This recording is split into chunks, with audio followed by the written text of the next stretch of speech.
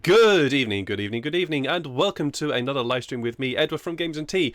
And I have just realised that there's one thing I'm forgetting to have on in the background, and that is music. So while I get that set up, we're going to let my players introduce themselves. We have who we're going to start with. We have Marius, who plays Sam, our tiefling rogue. How you doing, Sam? Please tell us a little about Sam for us. Well, Sam is a tiefling who is constantly being wronged by the world, and he's just innocent and would never do anything bad. And so, after finishing his job he did for his good friend Braun, he plans on doing what I will do in a second. Well, I got spoiled on my own beer. Oh no. The session starts perfect. No, I go partying tonight, drinking and having fun, celebrating my payday. Interesting. Braun will not pay me probably, but I found a lot of money in the castle, so it's not mine now. This is true, you did. You did indeed try to find some money. And below him, we have Chad, who plays Kairos from the Twitch channel, The Wizard of DnD. How are you doing, sir? And please tell us a little bit about Kairos for us. Hello. Well, Kairos Bloodsail, the Sanguine Shadow. He is a semi-former pirate who was marooned. I couldn't think of the word. Marooned on this lovely continent that we currently find ourselves in, where he just found this lovely little town that he doesn't care to remember the name of it, and found his way getting mixed up with this crazy group of people and being challenged on all of his morals and ideals of piracy. It's just horrible for him. Oh no, it's wonderful. It's absolutely wonderful for me. I'm enjoying it too much. And above him, we have Crunchy, who is playing Braun, our dwarf warlock, who recently had not a revelation about his patron, but a conversation with his patron, in which his patron was very pleased. How are you doing, sir? And please tell us a little about Braun for us. Oh, hi. It's really nice to be here. Braun is just the most adorable little cinnamon roll this side of the fantasy Mississippi. He just wants to make sure that everyone is having a good time, and he's totally not crumbling at the thought that he killed a person that he considered to be a friend. And it's not haunting his waking dreams anymore. But he's gonna do better. He's gonna be better. He is. He will always do better. Supposedly, maybe. And maybe we'll have to kill a few more people. We'll have to see. Unfortunately, we do not have an Eric who would be playing Derek here for us today, and a Jeff from the Twitch channel Alhanjan who plays Lewinil, because unfortunately they have other duties and plans to perform today. But we wish them well and hope that they have a wonderful day either way. A couple of announcements, a couple of sort of things. The miniatures that you can see scattered around the screen have all been made in Heroforge, so many thanks to them for allowing us permission giving us permission to use their miniatures. Our tabletop of choice is Fantasy Grounds Unity, and the music which you can hear going on in the background is from Sirenscape, Tabletop Audio, Ian Grimm, Alexander Nakarada from Seven Stone Studios, and FelicianStudios.com. So many thanks to all them for allowing us to use their music in our game today. So, without further ado, let us jump into tonight's session. Our five heroes had managed to bring a character who, in the name of William Dane or William Lewis or / Evan Dane.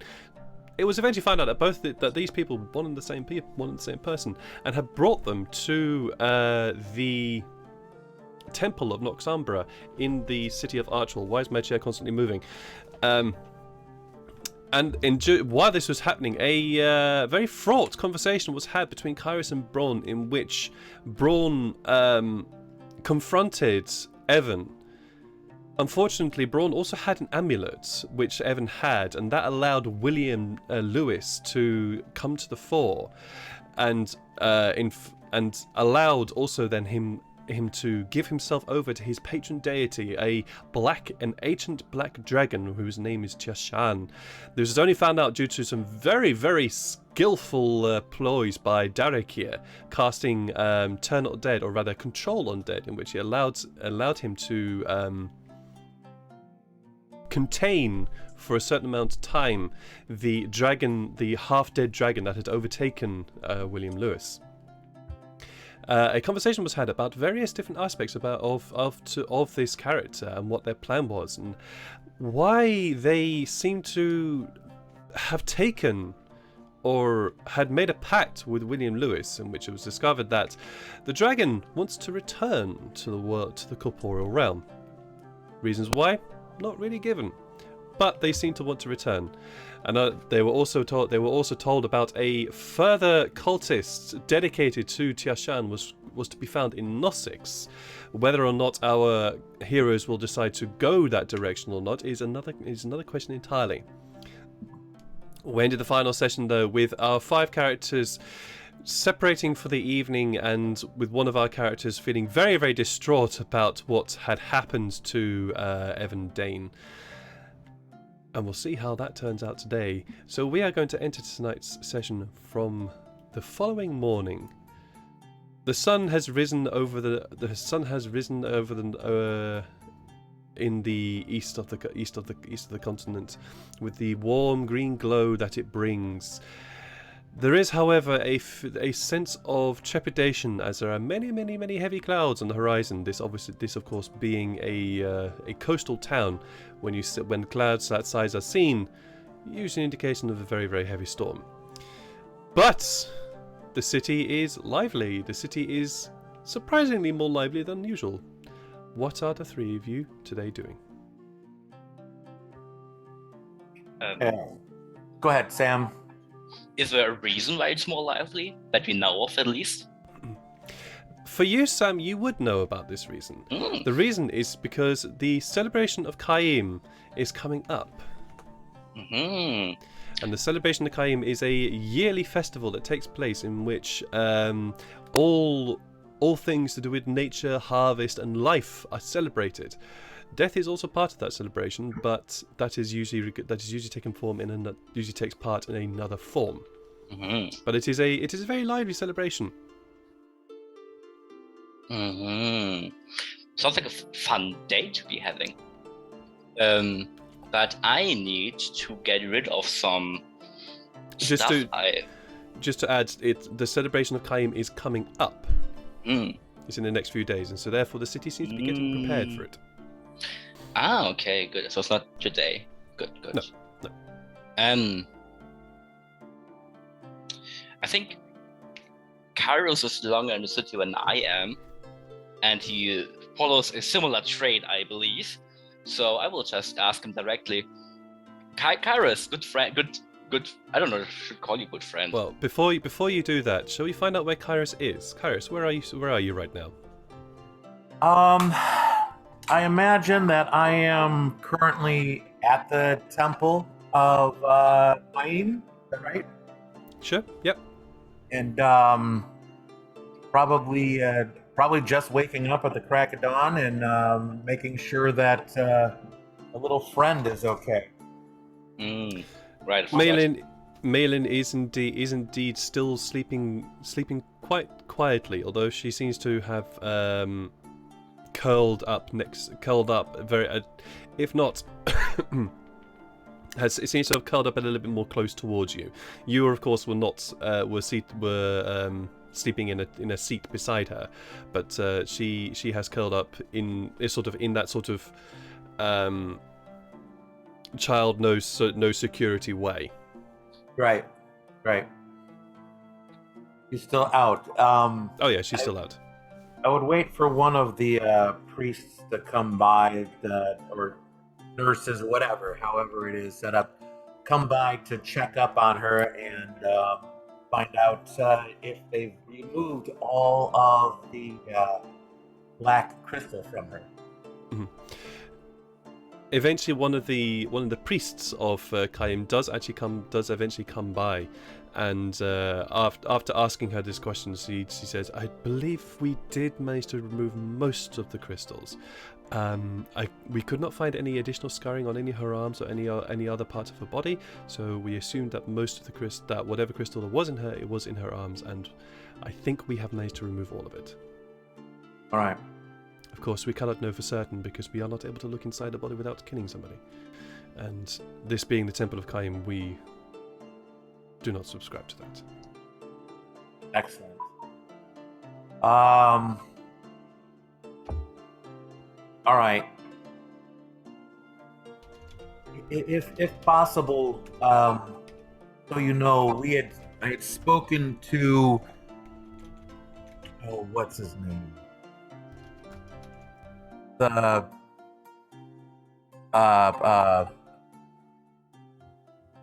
head of the guard when we spoke to him about finding her parents. What was his name?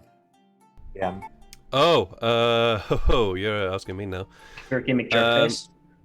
Yeah, McJerkface. And for some reason, my OneNote doesn't want to work properly for me, so I can't actually look the name up right now. Anyway, but yes, it was Captain something or other. You'll have to give me a moment while OneNote decides to start working for me.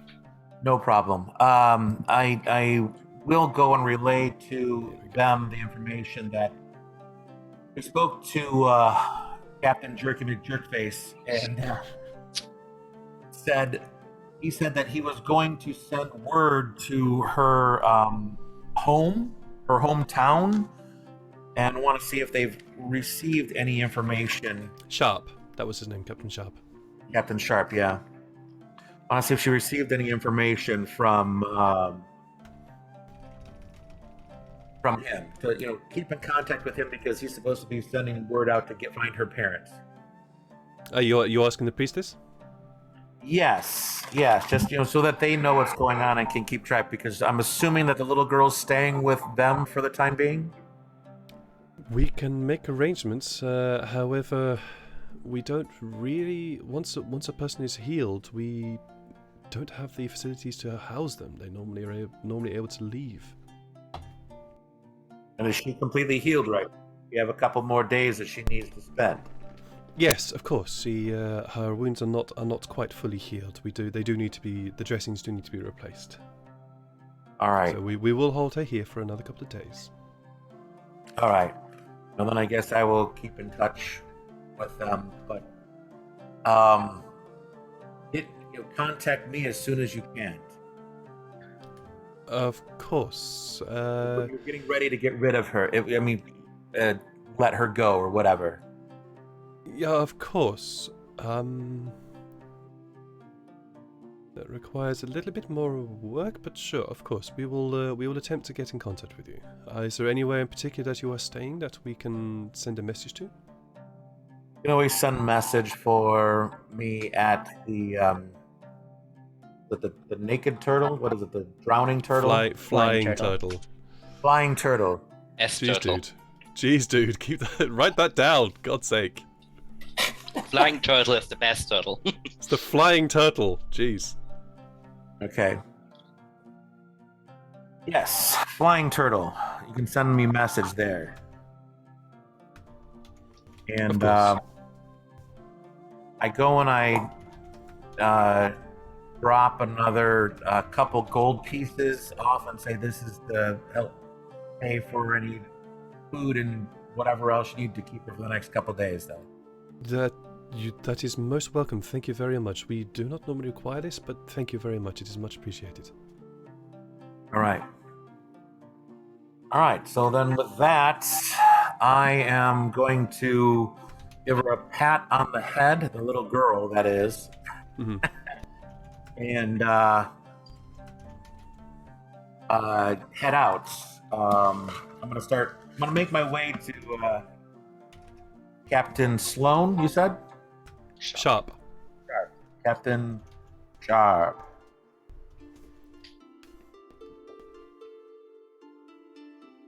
I know I had that written down somewhere. I just couldn't remember where I had. There it is. Captain Sharp. There we go. Then I'm gonna head over to Captain Sharp to see if he's heard anything yet. Okay. Heading over there, you see. When you first visited the captain, he was very blasé, very work-driven, shall we say, and had very little time or patience for outsiders that he deemed not less unnecessary. And that's as a result, there are not that many guards around his office. His door now appears to be guarded by 2 people. By two of the watch. As you approach, they eye you very warily, warily, and stop you from entering. I need to speak to Captain Sharp. And who are you? Do you have an appointment with the captain? I do have an appointment with the captain. It's in regards to a little halfling girl whom he was supposed to send word to her parents. Roll a deception check, because you do not have an appointment. I believe it was a standing appointment.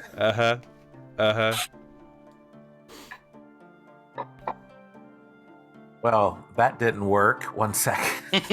Why did that not roll? Oh, it's even worse. You son of a... Oh, no. Oh no. Well, Mother- let's see if I roll a natural one. No, I don't. Oh. The guard looks at you with a raised eyebrow. Ask him about the halfling family from Eldafen and the little girl that was severely wounded and injured by someone we brought in just a couple days ago. Right. And many other girls are not injured and hurt in this town before. What makes your case special? I get up right into his face and I say, because I spoke to Captain Sharp some time ago. Now you can get this done now, or I can make sure that you don't see the light of day ever again, because you will be working in the mines. Roll an intimidation check. Well, that's not bad. 11. Oh, nah.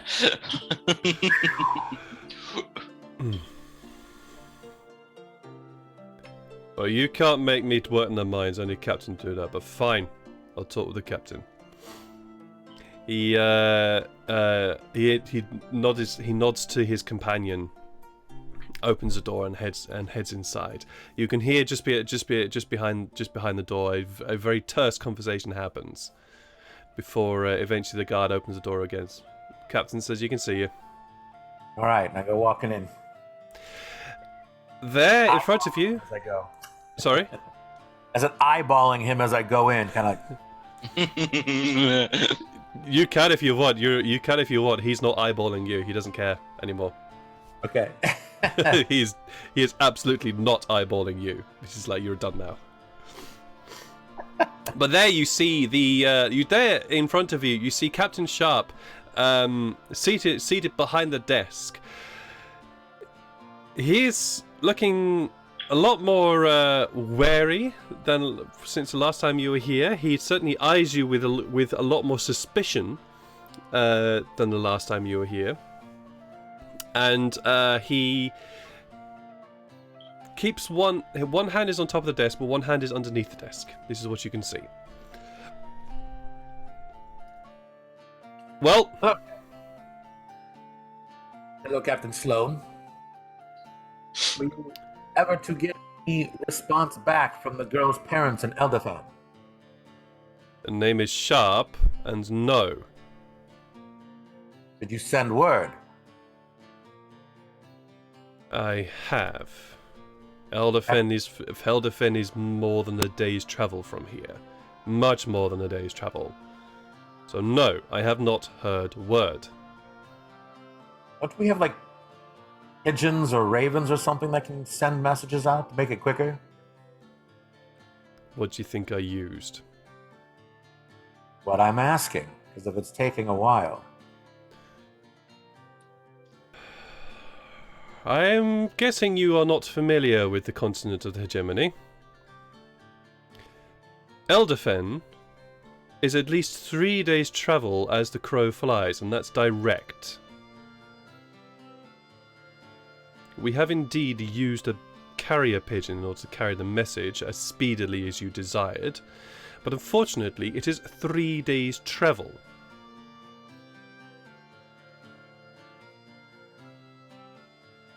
Right?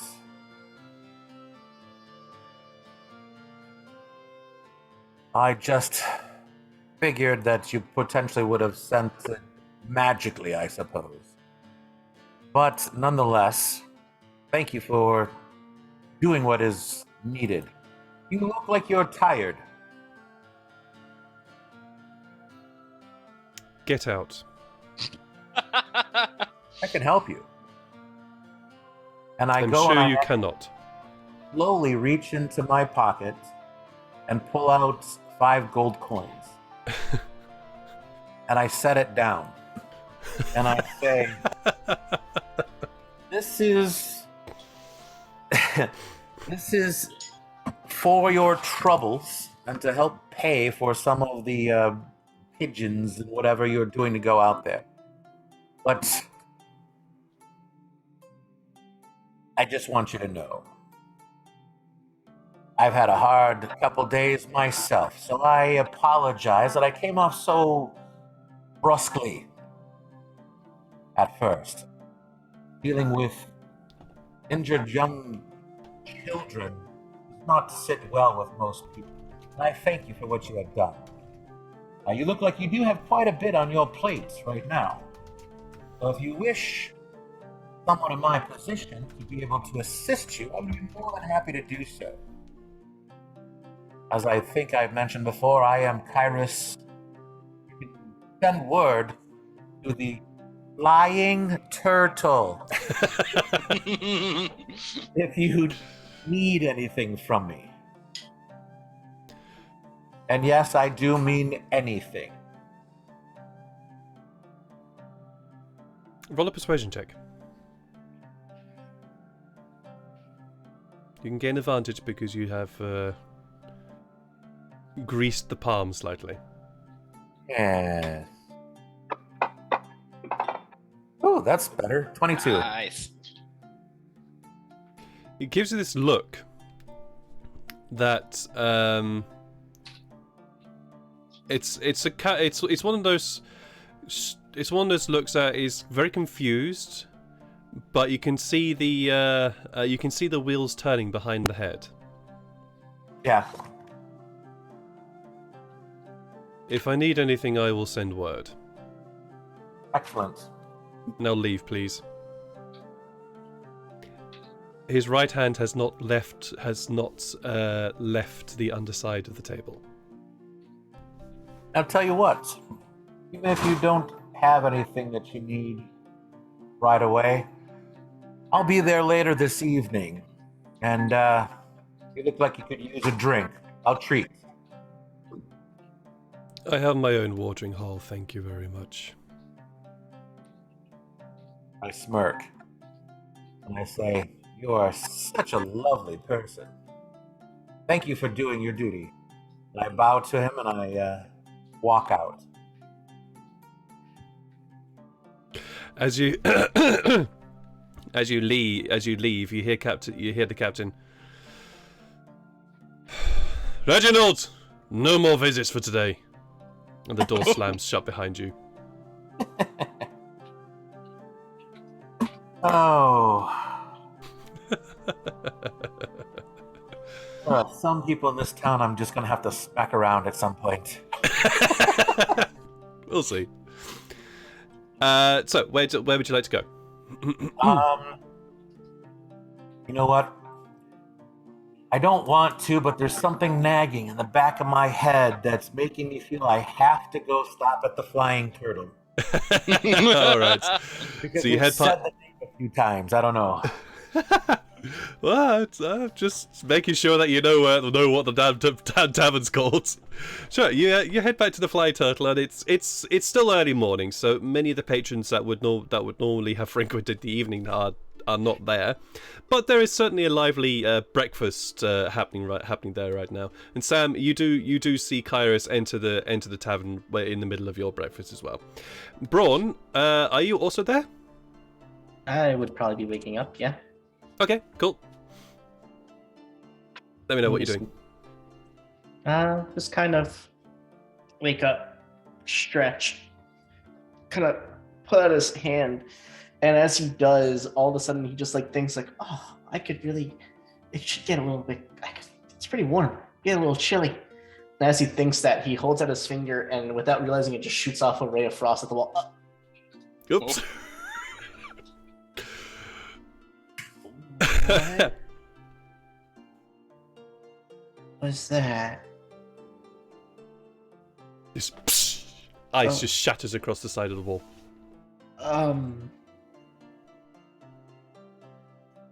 Heat? And then a like mini firebolt just was like, no, cold. Oh. Okay. I have a magic hand. Okay. And I just make my way downstairs, looking now troubled. Okay. So yes, Sam, you also do see Braun come down the stairs. I'm guessing, Sam, that you are one of the earlier risers of the group when it comes to breakfast. Yeah, breakfast, perfect time of day. I have like a big pile of whatever we serve at the Flying Turtle, which is probably not much because I remember it's a sailor's tavern. You right? do remember it is a sailor's tavern. However, you do also recall that Braun had introduced this uncle. I think it was called Uncle Grandpa's French Toast. Ooh. Is that correct, Braun? Grandpa. And that seems to after that introduction of this French toast to the chef of the Flying Turtle, that breakfast has become extremely popular, and so has become so you can see that breakfast on many different tables. If you'd like, you could also have it yourself. I would love to get an Uncle Grandpa's French toast and a beer. Absolutely. Of course, for breakfast. Of course, breakfast beer is also always needed. Indeed. So you get yourself a breakfast beer, and it is not. It's no longer called Uncle Grandpa's French Toast. The name has been changed to what would it have been changed to? It's been changed to the flying say the fly. Sorry. Auntie Grandma's French toast? No. It's been changed to the flying sayer's hearty breakfast. And you receive that glorious visage that Braun created, which is this chocolate and fruit and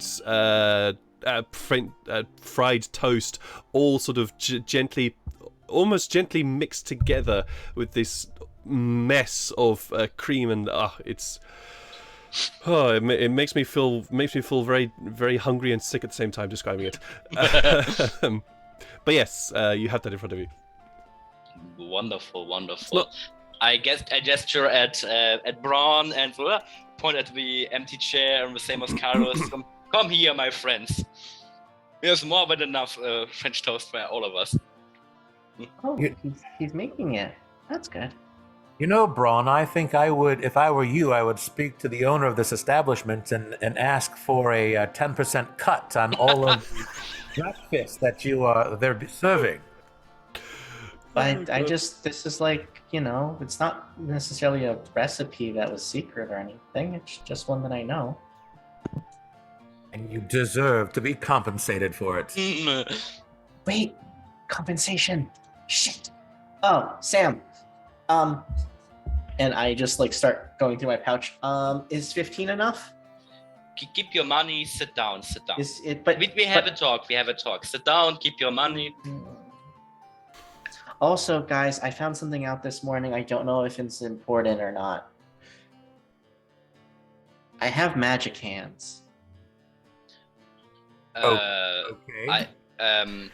I think, you are the right area at the shipyard for offering that services, but I am not into that services. No, I thought it was warm upstairs, and then I said it could get a little chilly, and then this happened, and then I say it again, and just another ray of frost shoots out, and I go, Oh. Which direction do you shoot it? Up. Okay, no worries.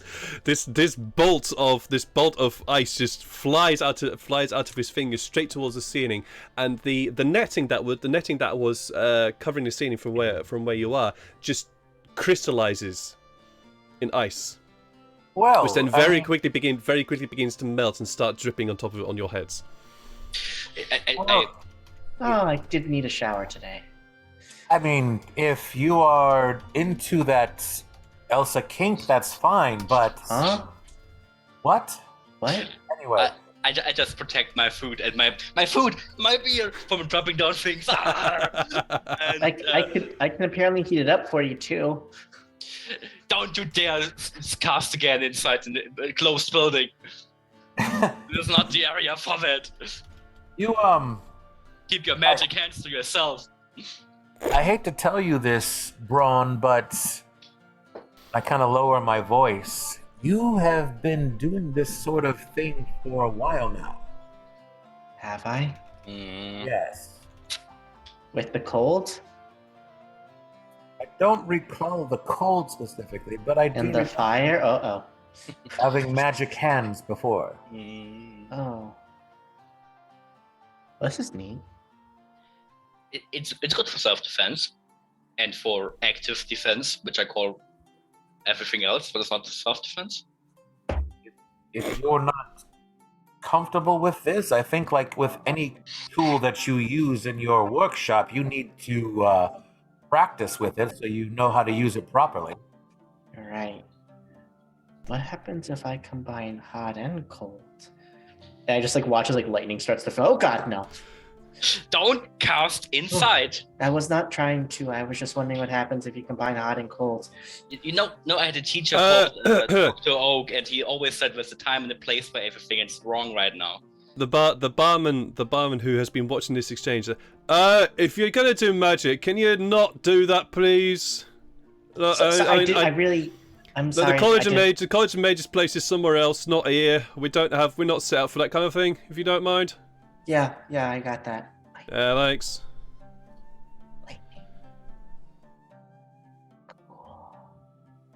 Lightning. Okay, let's Braun, keep the experimentation with your magic hands outside this room. Put your magic hands not down your trousers, on your legs. I'll put them on the table. On the table if you want so. Good Christian boys keep their hands on the top of a blanket. Sorry. What's Christian boys? Who? Yeah, Christian is a guy I met during college. At the College of Mages. College of Mages. You always said to leave your hands on your lap, right?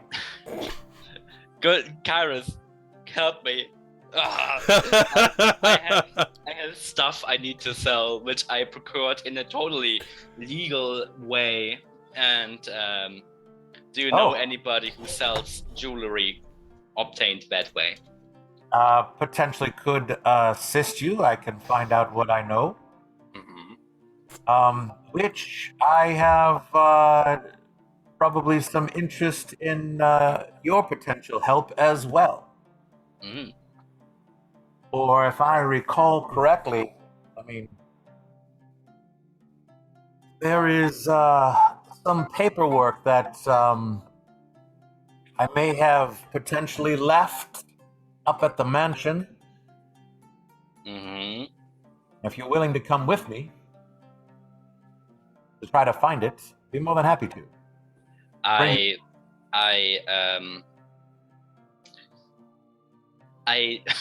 Okay, I just do it like that. I start doing a monologue about how good this French toast is I'm eating. And in this monologue, I hit a lot of thieves' cant directed at Kairos. This French toast is so great. I wouldn't know that the chocolate and the cream work so well together. It's a lot, and while that, I'll ask you, what kind of documents? And I finished my monologue about a good French toast. Braun, this is. You have never heard anybody monologue in such a dramatic and expressive fashion about your grandpa's French toast. You have an Uncle Bob? Uncle Bob is my uncle on my father's side, my mother's side, mind you. Because he was a swimmer, it's not just his name; it's what he did. Yeah. Oh. Bob Swimmer. What was the part about shoe shining? Shoe shining. Bob Swimmer was a shoe shiner on Audrey Plaza. Audrey Plaza is a town in Nossexville, not Nossix. Nossexville is in the outskirts. Okay, I like that. Wow. So yeah, carry on, Garrett.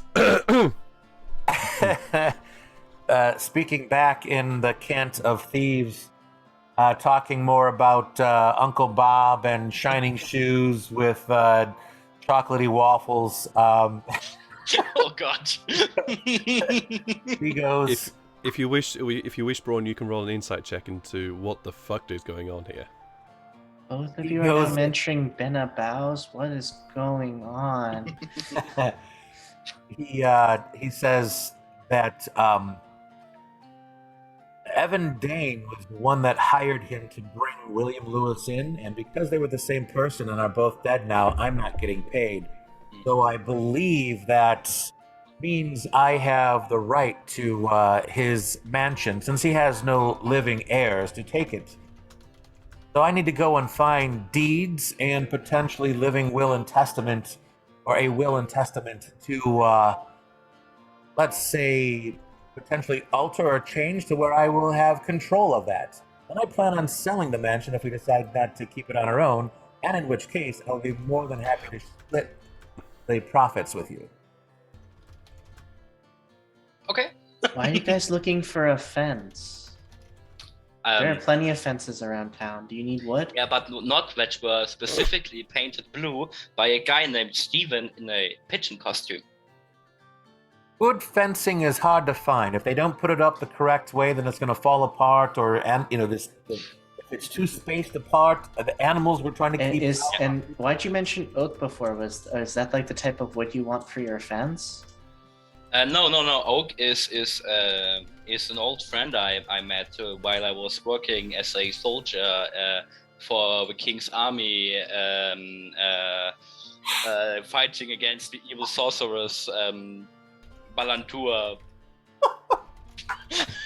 Okay. What? Sorry, I got lost in my own story. This is a book I'm reading. Forget that. Okay. All of that makes sense. Yes, of course. I would never talk nonsense. But let's talk sense, Braun, because compensation.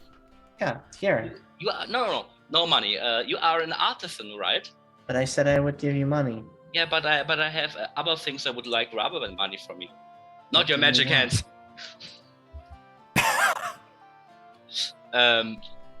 Not them. No. Well, maybe no. You are an artisan, right? Yeah. Yep. Which material are you able to work with? What material do you need? Metal. Yeah, I can do that. Perfect. Would you Probably, be willing maybe. to help me build a contraption to make me a better bodyguard for you? What? I want to fight better, and I want to have for that a kind of contraption or mechanism I can put to my arm. You which want allows weapons? me- I don't do weapons. No, not weapons, but contraptions during fighting. I'm looking for something where I can just throw daggers without dropping my weapons all the time, my rapier and stuff like that. So maybe something that keeps them near my hand when I open it, or any kind of contraption that throws a knife for me. You know, like I did in the cellar of our schizophrenic friend. I mean, it's going to take me some time to think of the design. Perfect, it's all right. Okay. Because maybe, what are your plans now, Braun, after that situation resolved itself? I gotta figure this stuff out first. In all honesty, this is new. Mm-hmm.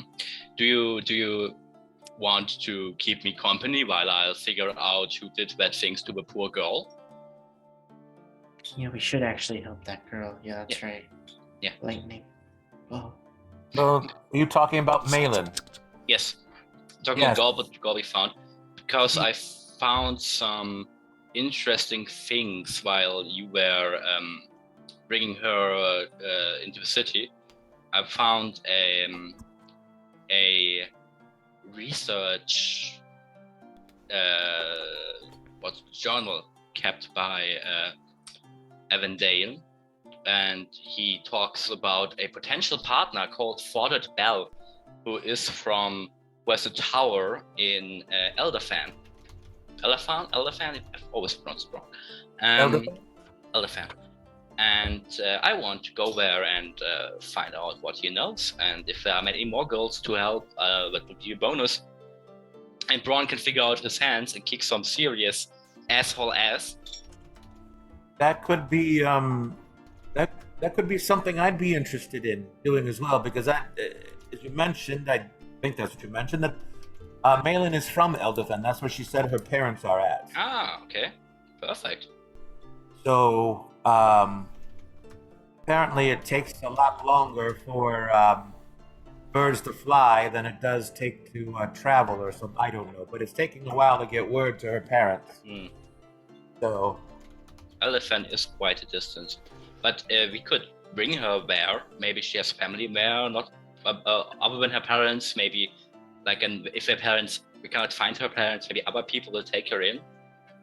How old is she? 5?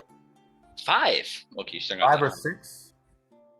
At this point, you guys just watch as Braun is looking at the two of you, and then just starts thinking, I wonder if that's gonna be possible if I affix something to there. And both of you just hear what he's thinking in your heads now. He's like, and then I can attach the wood around and put the knife contraption there. I think this is the first time you talk to me in my mind. I'm like, Yes, this is. Oh. So yeah, Sam, this is completely new. You have no idea what's going on. Kairos, Yes. this is the 3rd or 4th time that Braun has done this now. Yeah, I'm like, Braun, Huh? you're communicating your thoughts. No, I'm not. We heard you talking about. I heard you, I should say, talking about putting this mechanical something or other to. It was a lot of jargon that I'm not familiar with, but you were doing it. But I wasn't trying to. I lean over to Braun and whisper, Braun, that's like this. I can talk in the mind. This is really useful and good, but what the hell, man? Wait, What did the I hell? get? Did I? Are you a demon or some shit? What are you? Did you both of you hear me? I heard your voice in my head. What the hell? That's. I can only ever do one. All right, Sam. Don't worry. I'm well versed in Braun's ability. I have a magic Why was I not a mind. part of this club? Murphy left out. When I Oh, talk to my brain as well.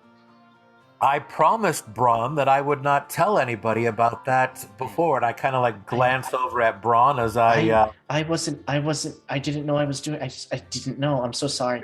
I hope it wasn't anything embarrassing. I'm so sorry. It's all right. I mean, if you love Sam in that way, that's fine. I mean, that's to you. I don't think I was thinking anything about that. I kind of smirk at him, and I'm like, I'm just kidding you, bro. Don't worry about us. You need to be more conscious of these things that you can do. Whoa. If things are evolving within you, we need to figure out what that is and make sure, you're freezing and lightning and burning things all at the same time is done only when you wish it to happen and not on accident. But this could cause issues if it is. This is fair. Should I go set the sheriff on fire? No. The sheriff on fire? The town guard captain. Wow. Not yet. Not yet. Okay. We'll see if he proves to be valuable at all. We will find you a target to torch down, no worries. There's a warehouse of a specific college around here I don't like to see anymore, but we can talk about But it. is that the college where your friend Oak is from? Or was that Bob? I forget. As the three of you are having this conversation, a very familiar miniature person with wings flies in through the door, followed by a rather much more taller, slightly more imposing character. A more imposing tiefling walks in through the door. Lewin, you are do- you okay? Well, yeah, You yeah, just no, flew I'm through fine. the door. The door was open. Oh, you just said he flew into the door, so I wanted to make sure he was okay. So through the door. Sorry, through the door. Not to the door. Through the door. Through the door. Yes, No. Sorry. No, he flew through the door. Oh, hello, Luino. yes, How are you today? Well, yeah, fine, I think. Yeah, quite glad Corvus is here now, so it's all good. And you can see Corvus. His a friendly raven has flown in beside him, has flown up into the rafters, pretty much above the table from where you all are sitting. Derek here also approaches the table where the three of you are sitting, and plonks himself down without even asking for permission. Derek here makes me visible uncomfortable, and I try to scoot a little bit away from him. I won't really talk to him until Purentas plays him, but I'll just accept his, because I wasn't really introduced to him before, so I just scoot a little bit on the side. Yeah, no worries. This would be the. Okay, this is not the first time that your character has met Derek here, but this is also only the second meeting. So, yeah. And the two you haven't talked yet, so. I just nodded to him and like I scoot a little bit away. He just gives you a nod. Mm-hmm. Well, what's the plan then? Sam, do you know Derek here? Have you met him before? I have seen him before. Oh, we're not spoken. No, we haven't spoken. Derek here. Call me Sam. Nice to meet you. Nice to meet you too. And I ignore him again. he continues to ignore you too. So, we were discussing what is in store for us in the next few days or so. What's going on with you, Luino? You've been away for a bit. Well, I have to. Well, I just want to learn about the world, really, to be honest, because I don't really know this world. I have I mentioned where I'm from? I don't know if I mentioned where I'm from. Somewhere between the worlds, and I wrote it down because I actually fangirl about it, because he reminds me of the stories I used to love as a child. Oh. Got it. For me, unexplored lands. Oh, I have told you about. Yeah, no, I'm from the unexplored lands. I don't know this world. What's the name of this place? This is the hegemony of Fall, and we are right now in the city of Archwall in a very nice little tavern called the Flying Turtle. Okay. So the world is called the hegemony of Fall. No, but it's a continent. The world is called Malintar. Oh, okay. Right, well, yeah, no, I just want to learn about this place. I just want to learn about the world, learn about everything there is. Well, I mean, You know... Well, there is also a task I have to perform. I need to find the druid circle in the glowing forest, but yeah, no, I just really want to learn about this place. Druid circle in the glowing forest here, and where is this glowing circle at? I've never heard of that. Glowing forest? Druid circle. Druid circle in glowing forest. Is that what you said then? Yes, the glowing forest. Yeah, that's what I was told. Anyway, I don't know where it is. My mentor told me that there was a problem with it, and I needed to go and visit it. I don't actually know where it is though. I think Sam would know it. DM, is it okay? Sam would know it, or yes, Sam, you would know of the glowing forest. Braun, you also would know of it. Both of you can perform a what would this be? Either history or nature check in order to know exactly which forest it is talking about. I'm bad at both of those. Let's go. Nope. Yay! Hey! Natural 20 for the 19, even though it's a natural 20. Well, yeah, you know exactly where it is. You've chosen nature in this, so you know it's the glowing forest is one of the, I believe it's the, yeah, it's the other largest expanse of trees and woodlands that exists upon the hegemony of Fall. You know, of course, of the woods of Nos, where you yourself grew up beside, so you know of them.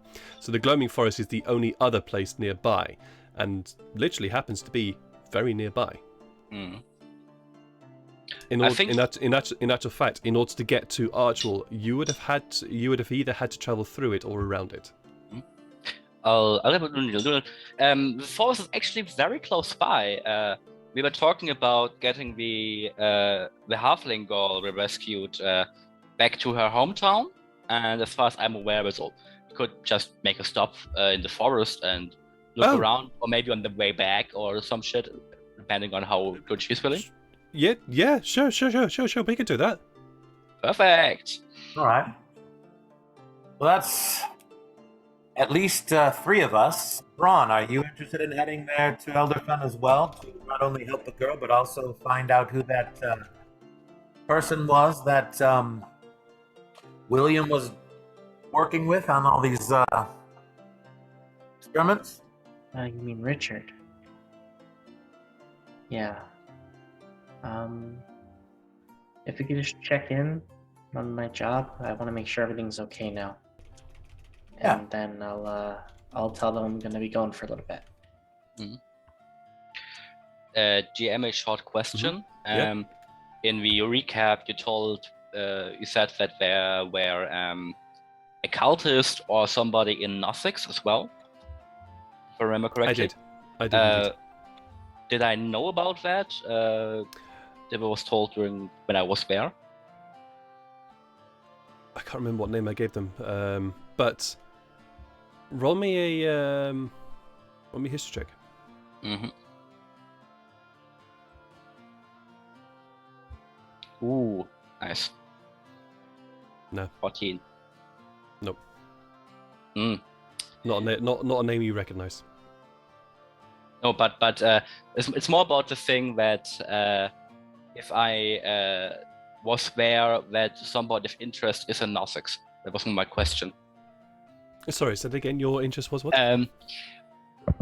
Was I there when it was name dropped that somebody is in Nosix? Do I know that? Oh, yes. Okay. Yes, you were in that conversation. It's just you only know those. Oh, they're in Nosix. Hang on, that's where my home is. Oh shit. Yeah. I will. Well, okay, guys. For reasons I cannot explain right now, I'm not able to travel to Nosix, but I still have contacts there, so I could ask some people if they know anything about some cultist. What name was it again? Do you remember the name? Yeah, first, I think we only got the first name, which was Richard. Richard, and he was affiliated with the half-dragon Rashal. Tiancha, that dragon motherfucker thing. Okay. And a friend, associate of William Lewis. I write that down. Give me a second. Richard. Pasha. And William Wallace, what's the name? William Lewis. William Lewis. Perfect. I wanted to send a letter to my friends in Nosix anyway, and I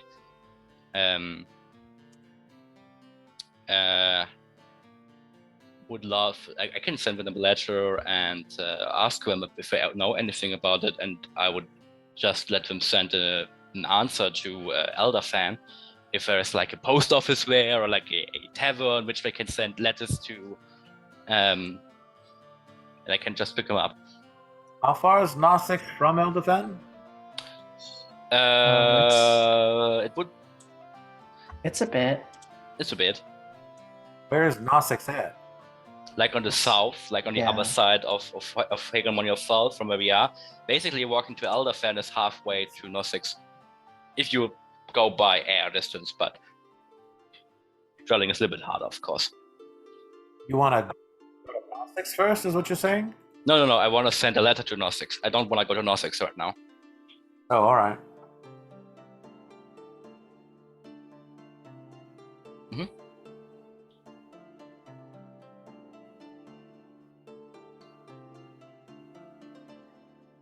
Mhm.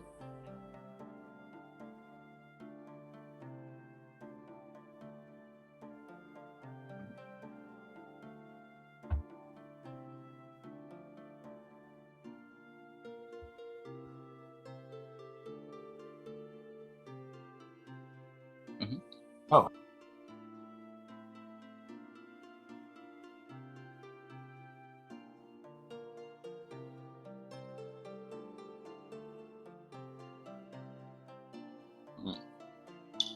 I just realised that my microphone was off. My apologies to my audience. That flying horse is not something available to the general populace and tends to be usually employed by nobles or high-ranking army officials and things like that. Griffin hippogriff tend to be a little bit more readily available. However, are a bit more costly than horses, for example. And of course, with horses, you have two types. You have those which are just simple pack horses, and those which are designed for bred for speed. So you have those options available to you as well. The thing about griffins and hippogriffs is that they can fly, Okay. whereas horses can't, and therefore you'd have to go round various. You'd Horses have to follow the can't routes. fly? What? I know. That's It can only fly very short distances. and yet turtles can. In my Yes. world, they can, but giant turtles. Perfect. So yes, those are things that you would know about. Kairos, as you have spent most of your life at sea, this is not something that you would really know about in terms of travel. Right. How much? Okay, so you guys have not mentioned any of this yet. Well, how much would it be to get some horses? I mean, do you want to fly or do you want to just travel over the land? Why? Yeah. I don't know how to fly. Oh no, we wouldn't be doing the flying. It would be on the back of flying things like griffins or anything like that. Yeah. Oh. But we could also just do the classic adventure tactics that I used to come up here from Gnostics and just pose as a guard for a merchant or somebody wealthy who wants to travel and earn some coin rather than spending it for a travel. Wait a second. Merchant. Mhm. I could check if we have any jobs that need to go out to Elderfen. Oh, there you go. Perfect. And Kairos and I can do some guarding of that traveling and Yeah, earn some coin. we hire freelancers for guarding and stuff. Yeah. But I'd actually have to work on this trip? I mean- Only if you get attacked. Oh. I mean, to What protect the kind of- cargo we're moving, yeah, you would have to actually protect the cargo. Oh, all right. You can also spend a small fortune in a griffin if you want to, but I like my money. Spend a fortune on a griffin? Yes. What is a Flying ringed creature. Winged Yeah. flying thing which Almost can like bring you. a giant. It's like bigger than a giant eagle. Oh, I've never seen a giant eagle, so I don't have much to go on, but I have an imagination. A giant eagle is an eagle, but bigger. Yeah. Well, thank you for that. I would never have guessed that a giant eagle would be a larger version of a smaller eagle. Sam, you are very helpful. Well, you're welcome. I know I am. I mean, large enough to ride, but yeah. Yeah. Oh, well, I'm just, getting used to walking around everywhere, so I think maybe baby steps. Perhaps a horse and cart driving through Wait, the... then how did you get places before if you weren't walking? I used to sail. Ah, you're a man of the seven seas, or in this case, I don't know how many seas there are, but a man of the ocean. Yes. And if I recall, I don't think there's anything between any bodies of water or rivers or anything between Archwall and Elderfen, which I don't know where Elderfen is, but I don't think there's any water. Is there DM? Is there any water connection? Between where you are and Elderfen? Yeah. Let me just have a look at my map. And actually, just Well- to add something quite lovely into your previous comment about the 7 seas. There are in fact actually 7 seas within the world of Malintar. Nice. So you are absolutely correct in saying that. I don't think there's any water. No. There's like one river by Fall that goes inland a bit, but it's not going to reach Elderfen. Okay. Roll me a. This is requiring What's knowledge of the actual hegemony itself. So roll me a nature check. Any of us or all of us? Anybody who wishes to figure out if there is a Nope. river connection. Nope. So unfortunately, Kairos, this would have been a lot higher for you because you're not from the hegemony, so you wouldn't know these things. Right. You do know of rivers though, and you do know that there is a river that travels inland, the River Main, which runs from the city of Fall. The reason why you've never travelled up that city is because the city of Fall relies on it, basically. And the Fall is a heavily guarded city, so you've never actually used it. So you do know the River Main, but as to how far it travels inland, you wouldn't know. And everybody else, yeah, sorry guys. I'm gonna do a nature check for the others. Oh my god, his stats are ridiculous in this. Yeah, he doesn't know shit. Is the And number one? Yes, and Luinol is also. Nah, this one. Okay, you were 4. Well, we'll see. Again, actually, for Luinol, the DC is even higher because he's never even been to Hegemony, so no, doesn't know anything. Nah. Well, by traveling by You can ask around. by horses. We have a plan already. We want to travel by cart. Why do we want to make another plan? That's stupid. Let's travel by cart. Sure. I So don't mind. I like horse riding. Yeah, same. And we can open our eyes and ears, and maybe we hear something about the Druid Circle. A good friend Lunel is looking for. Kairos, did you talk to the girl? Do you know how long it will take her to be able to travel the distance?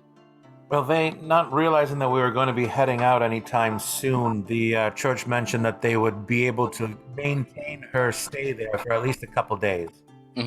Perfect. Until she gets better. So, I mean, I think there's some things around here that we may want to take care of first. Yeah, I have some stuff to prepare, stuff to refill, and a lot of chickens that lay a lot of eggs that need to be hatched. Yeah. Oh. By the way, I think I probably would get a better price at a jeweler for the stuff I found, and because there's nobody looking for them, because we all know the situation of Avondale, I think I'll just go to a normal jeweler. We'll probably get a better price anyways. Well, that's possible. But, I mean, I have some friends who are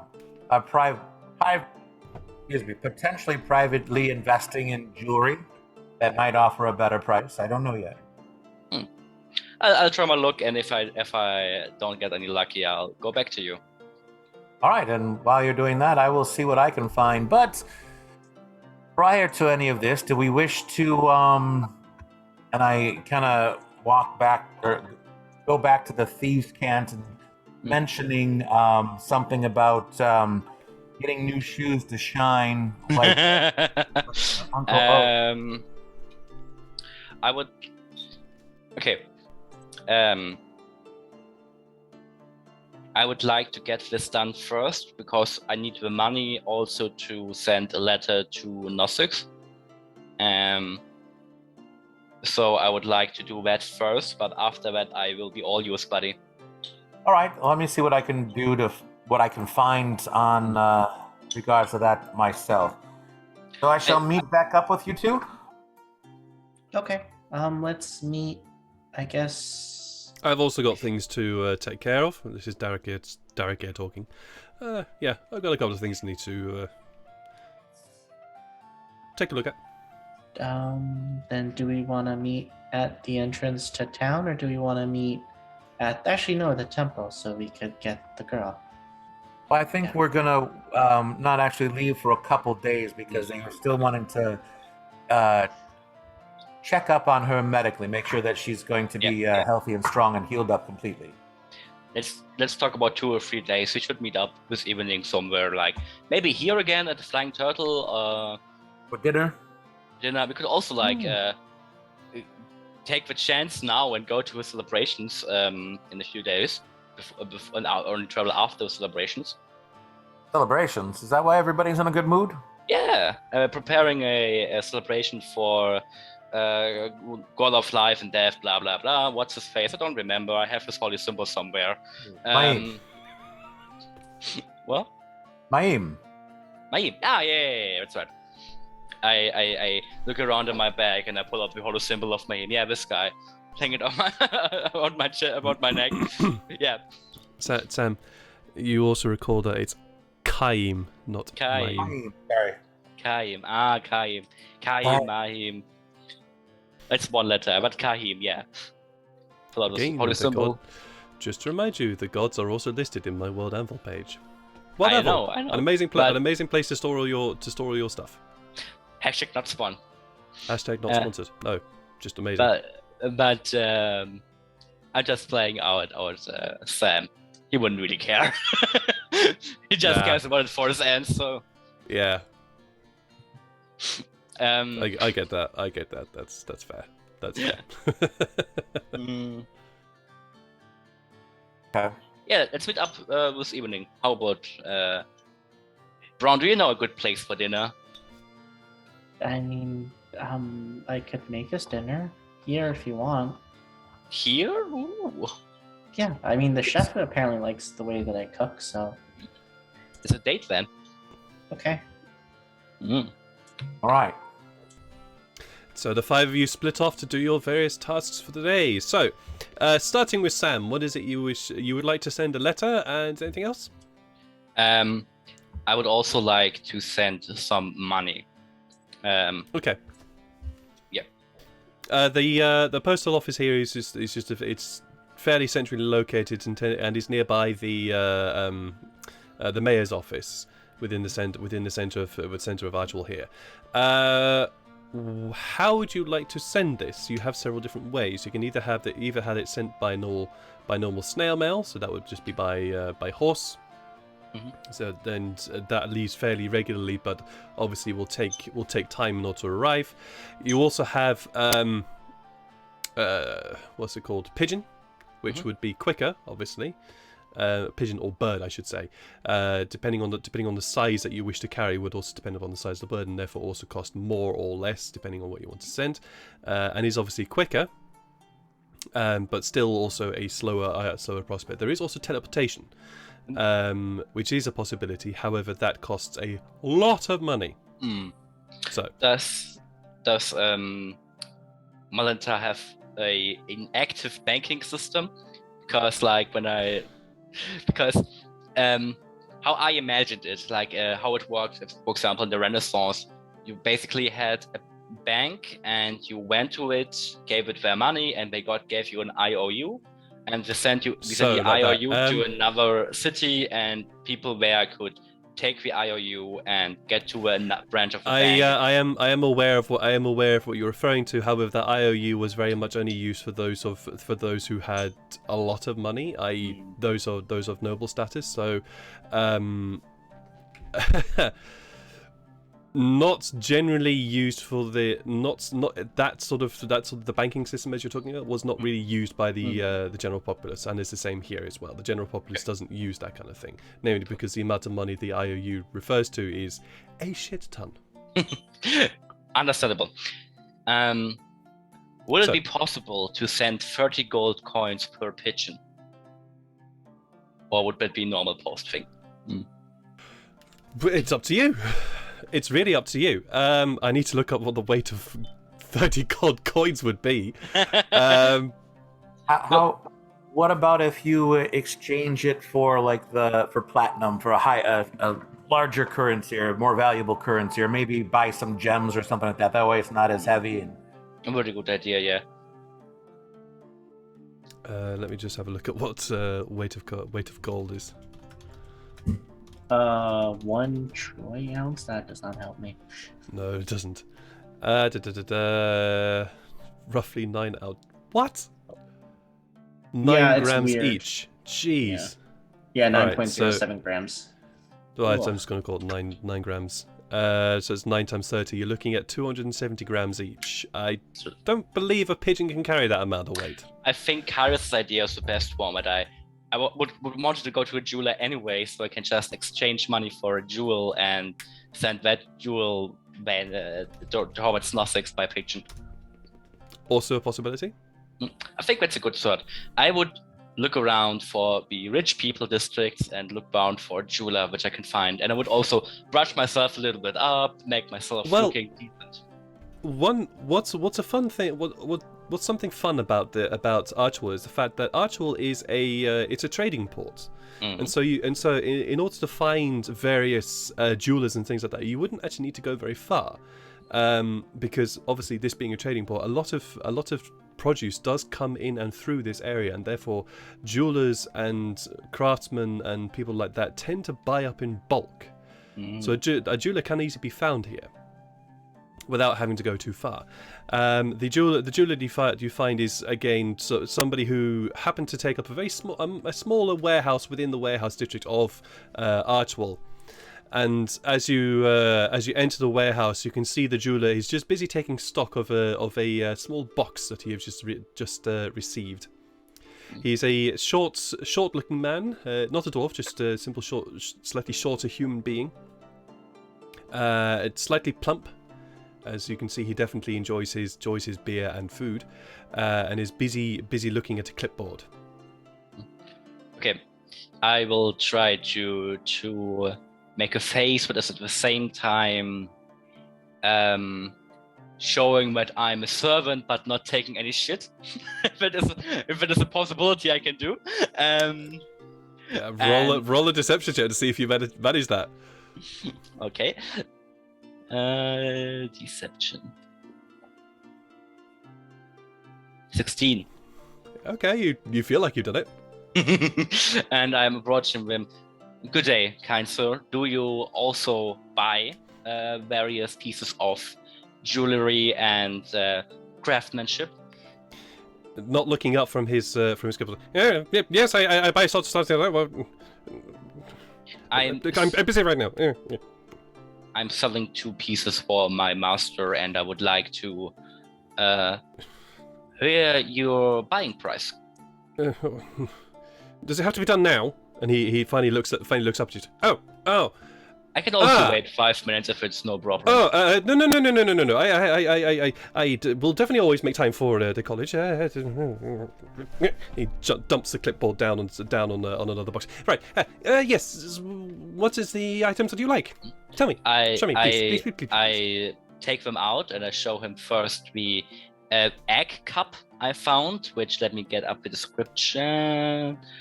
An egg cup made from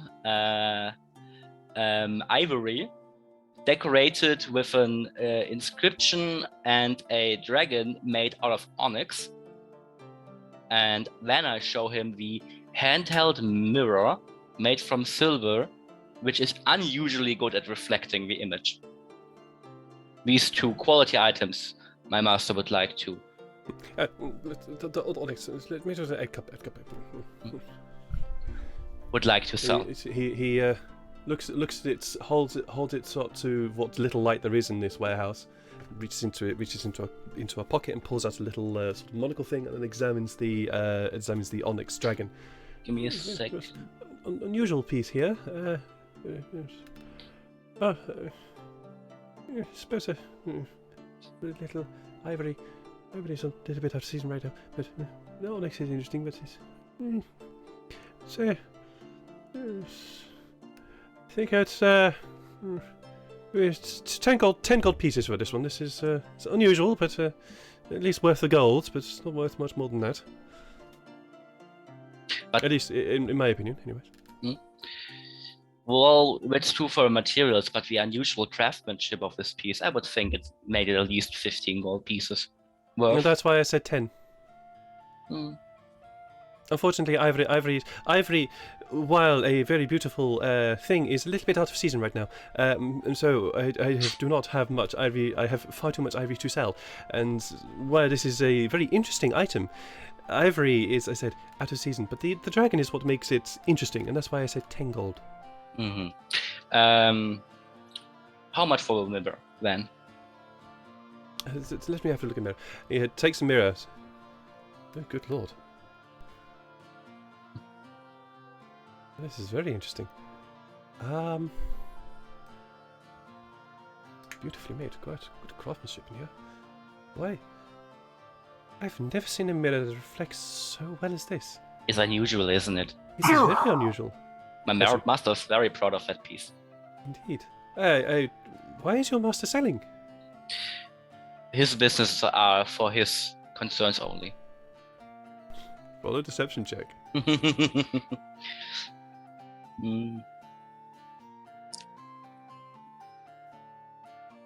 Oh, dirty 20. Wow. Dirty 20. Let's see if his its insight breaks that. Unlikely. Nope, not a way. Not even close. Not even close.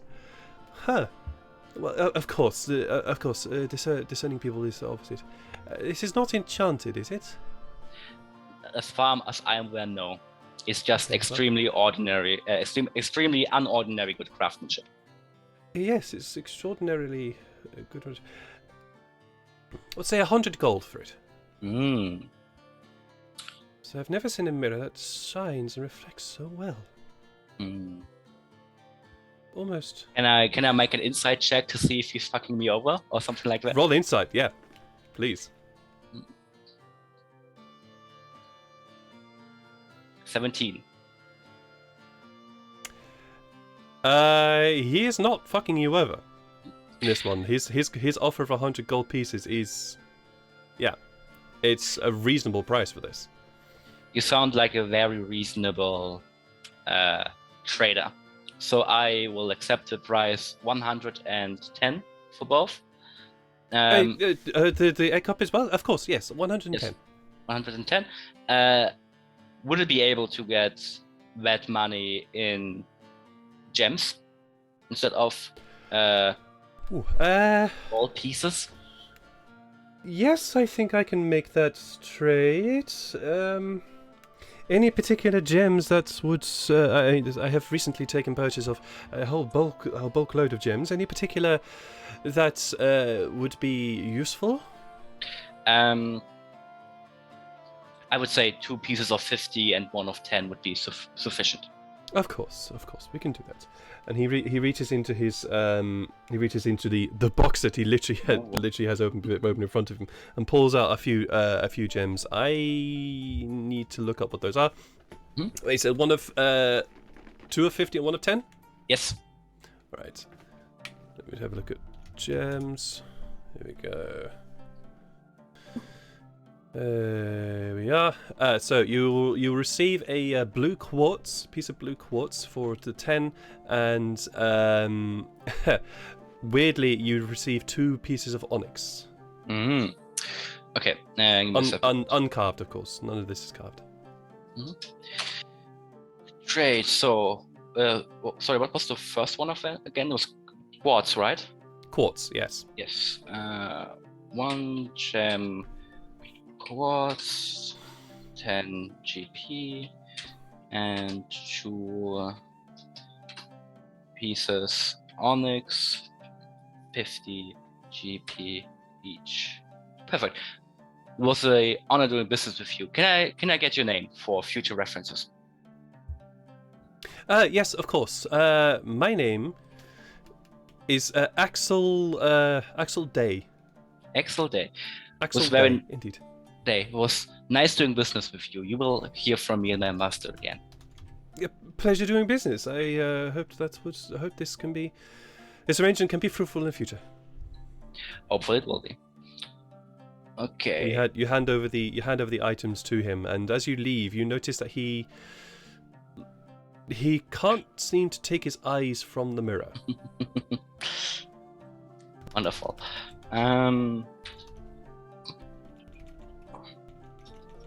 Good. After that, I would go to the post office and would write a letter to Nosix and send them one of the gems as well. Absolutely not a problem there. Which one do you want to send? One of the 50 gold pieces, one of the pieces of onyx. One of the pieces of onyx? Absolutely. Yes. And I will write a message that's addressed towards, let me look up his name, Cestriel, the master of the Infernal Servant Tavern in Nosix. Of course, not a problem there. Are you sending this by bird? By bird. Okay. Onyx is a relatively light, in comparison to gold, onyx is actually a relatively light gemstone, despite it also being quite valuable. Yeah.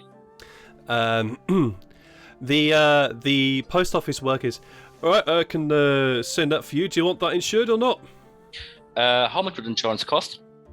Well, it depends upon the item. You sending that pretty little bauble?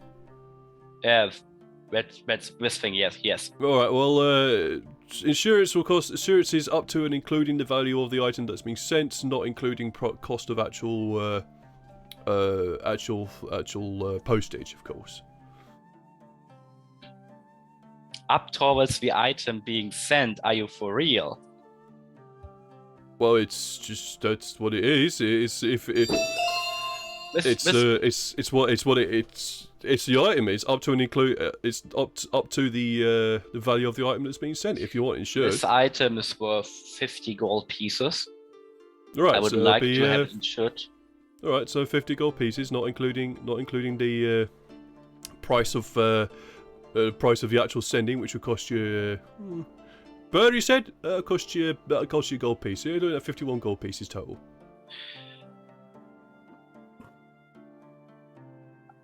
How often does a carrier pigeon actually get lost? Well, on his travel to Nosix? No. Hey, oh, you're going to Nox's. Oh, sure, right, okay, that's a little bit further than I thought it would be. That's not going to be a gold piece. It's going to be a little bit more than a gold piece to go to Nosix. No, because it's got to go relays, if you understand. Also, it's quite a far place. While Bird is far enough, it's a little bit too far for a single bird, if you know what I'm saying. Yes. That's going to cost you, I think, in the region of 5 gold pieces just to get the bird there. Mm-hmm. And then obviously if you want to share, that's 50 gold pieces, because it's onyx. Well, it's a nice little bauble. I don't know what the fuck it is, but if you say it's 50 gold pieces, it's 50 gold pieces. So it'll be it's going to cost you about 55 gold pieces. And honestly, if they take the most direct route, and provided that the giants in the mountains are not going to be too boisterous and hungry, we'll be fine. I don't have the money to insure it right now with me, so I will take it without insurance, and I will pay 5 gold pieces. All right, 5 gold pieces, please. I give him 5 gold pieces, and I'm looking a little bit shaken up, but like, okay, come on, money is lost already, so All right, fair enough. Anyways. All right, you want to send it today? Yes, if it's possible, of course. He puts the onyx in a little piece of paper and wraps it up very tightly, and binds your letter to it. You can send me what you've written in your letter to me later. Yep. And takes after you hand over the gold, takes the letter and the gold, goes into the back where you hear some very gentle cooing, and then comes back with this. It's not a pigeon. Mm-hmm. It is a raven. A raven is a much larger bird in comparison to pigeon, and therefore is able to carry just a little bit more weight. And as you are carrying a message and a thing, the raven was deemed the better bird for this. He says, He whistles very slightly. Raven holds out their leg, where you can see a very, very small ribbon attached to it. He hooks the ribbon around the letter in the package. Walks the door. Right, if you follow me, if you wish. He walks to the door, steps outside, and just literally lets it go. The raven takes off with a scatter and a flatter of wings, and a core leaving you behind. All being well, that'll be there 5 days. Wonderful. Thank you very much, and have a nice day. And think about your insurance practices, if you will. This makes no sense for me to insure stuff if it's cost. If I send money or something like that, well, forget about it. Well, I'm not the person that's made the rules here. It's just you'll have to talk to the head of the postal service around here. Maybe I will. Maybe I channel my inner Karen. Well, okay. Good. Good day, sir. And I leave. Goodbye. And as you leave, a person bumps into you. Oh, excuse me there. And you happen to notice that a person called Lasagna Nipples has just bumped into you as they are entering the post office. So a very great thank you to Lasagna Nipples for the follow and the like. I hope you enjoy it here. Just to give you a quick rundown as to what's happened. Our party have fought a warlock who happened to have a patron who is an ancient half dead black dragon. This is a homebrew world, and therefore also homebrew campaign. So lots of stuff does not match up with what you know in D&D. But thank you very much for the follow. And our players are now just enacting a few tasks that that they wish to complete before embarking on another journey. Anything else you wish to do, Sam? No, I think I'm finished for the day, actually. Okay. In that case, we will go across to Kyrus. All right. Iris is going to go to the Cloak and Dagger. Mm-hmm. And talk to, was it David that runs account Cloak and Dagger? What's his name? Do you mean Kalen Ra, or do you mean the bartender? David. Yes. I believe it's David, yes. Go up and say, hey, how's it going today, David? Oh, Kyrus. Hey, it's fine. What can I help you with? You looking for a contract? Possibly. Depends on what the contracts are that are up. I'd like to get a little bit more information on them if possible. And also make sure that I'll get paid this time. Yeah. I heard about that. That sucks. I'm sorry about that. Very horrible. But, yeah, no, it happens. It happens. So I do have a couple for you, though, before you get into the contracts. All right. Okay. Well, I'll see what I can do, really. I'm not really one for questions, but sure, fine, whatever. Go for it. Do we, the Temple of Noxombra, is there any kind of fencing ring that we deal with? We do. All right. We do have that occasionally. What are you looking to fence?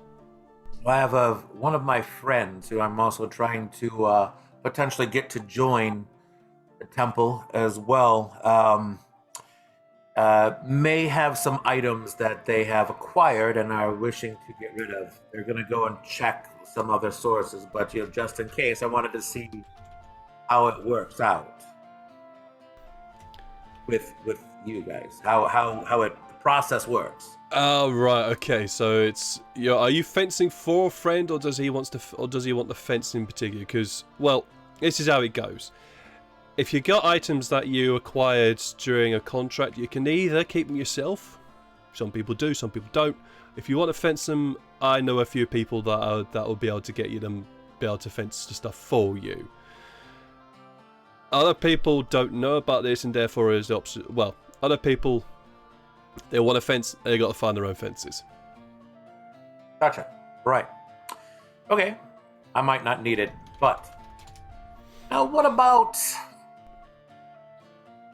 How does the Temple of Noxombra take care of their employees? Is there any kinds of discounts that we can get on items or contracts or anything of that nature?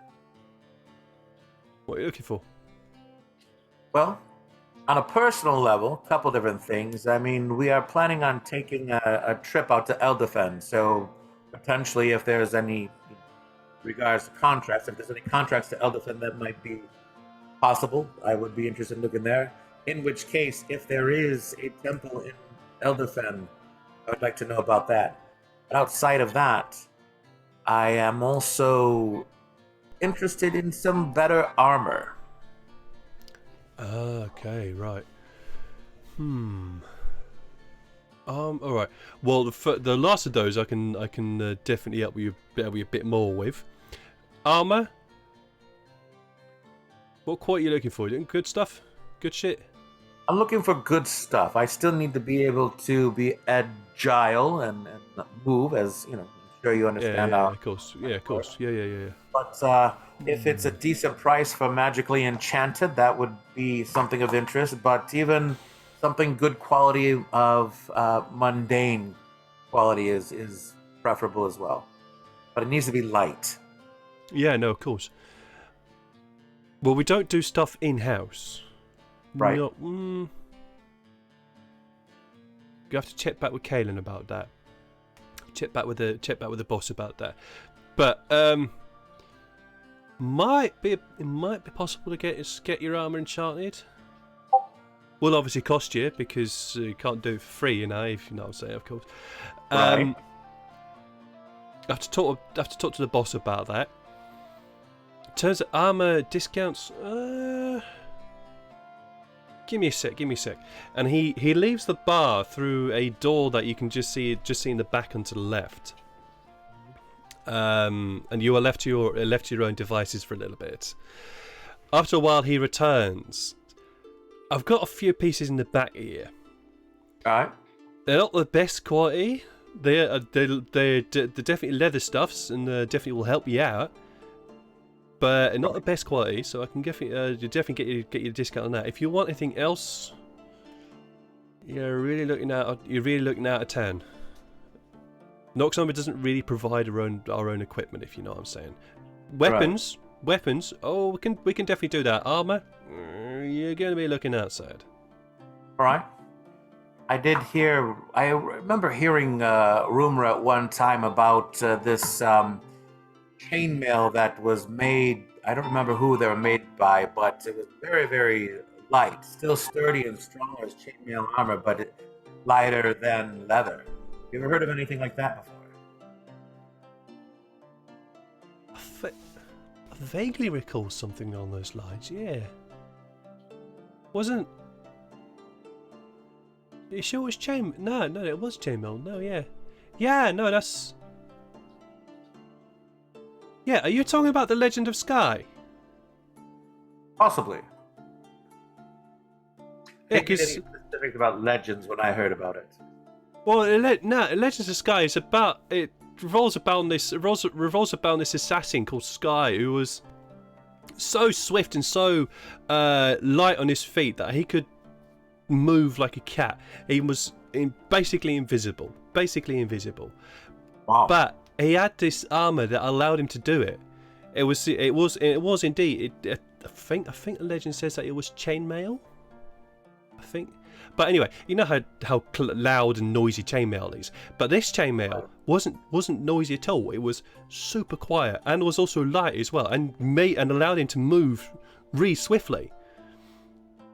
But but it disappeared. So, well, he and it disappeared. And that's why it's a legend, because never heard of it. It's somewhere. Don't really know where, because the legends, the different telling of the legend varies from place to place. But ours says that it was lost northeast of the hegemony, so not in the hegemony obviously. But that's what our legend says. Our legend says it was lost northeast or a distant island somewhere.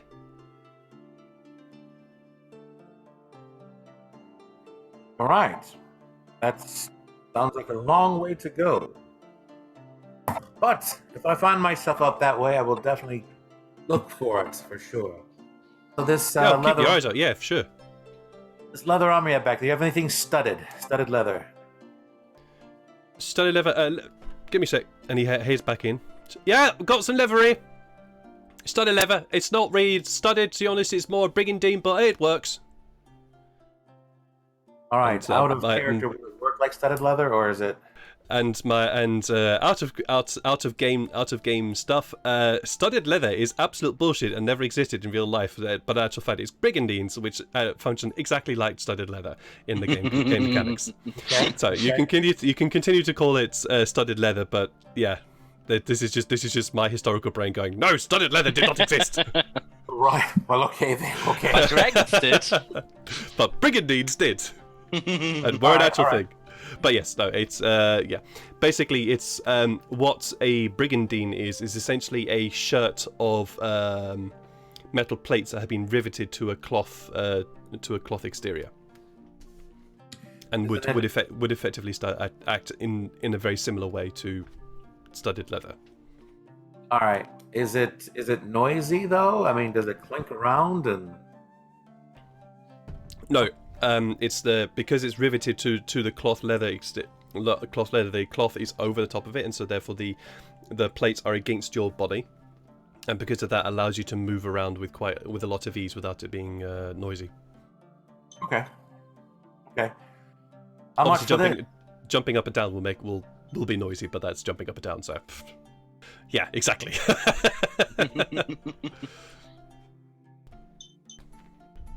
All right. How much is that? How much is the brigandine? Let's call it 30 gold pieces. 30. Would you take any off the top if I trade in this old leather I'm wearing now? Yeah.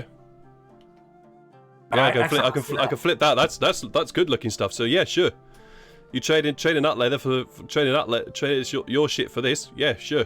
That's good stuff. That is what you got there. All right. We shall do that then. So I'm going to above game. I'm going to add studded leather. Yes. Okay. So remove leather from your inventory and add that. All right.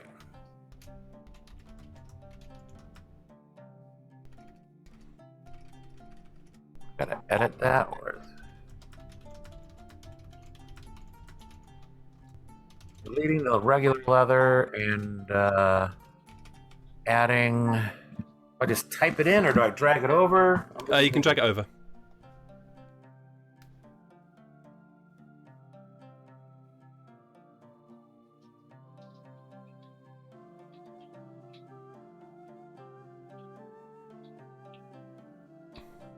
All right, I think I got that there. And do I need to? Oh, says it's already equipped. Okay, cool. Let me double check. Hey, awesome! My armor gone up. Yay. Okay, cool. And then, so how much is he? How much am I getting it for again? You're getting it for 25 now. 25. All right. So, let me give you guys a long rest because that's what you guys had. All right. Oh, so you're all healed up. One other thing. Do we have? I may potentially need the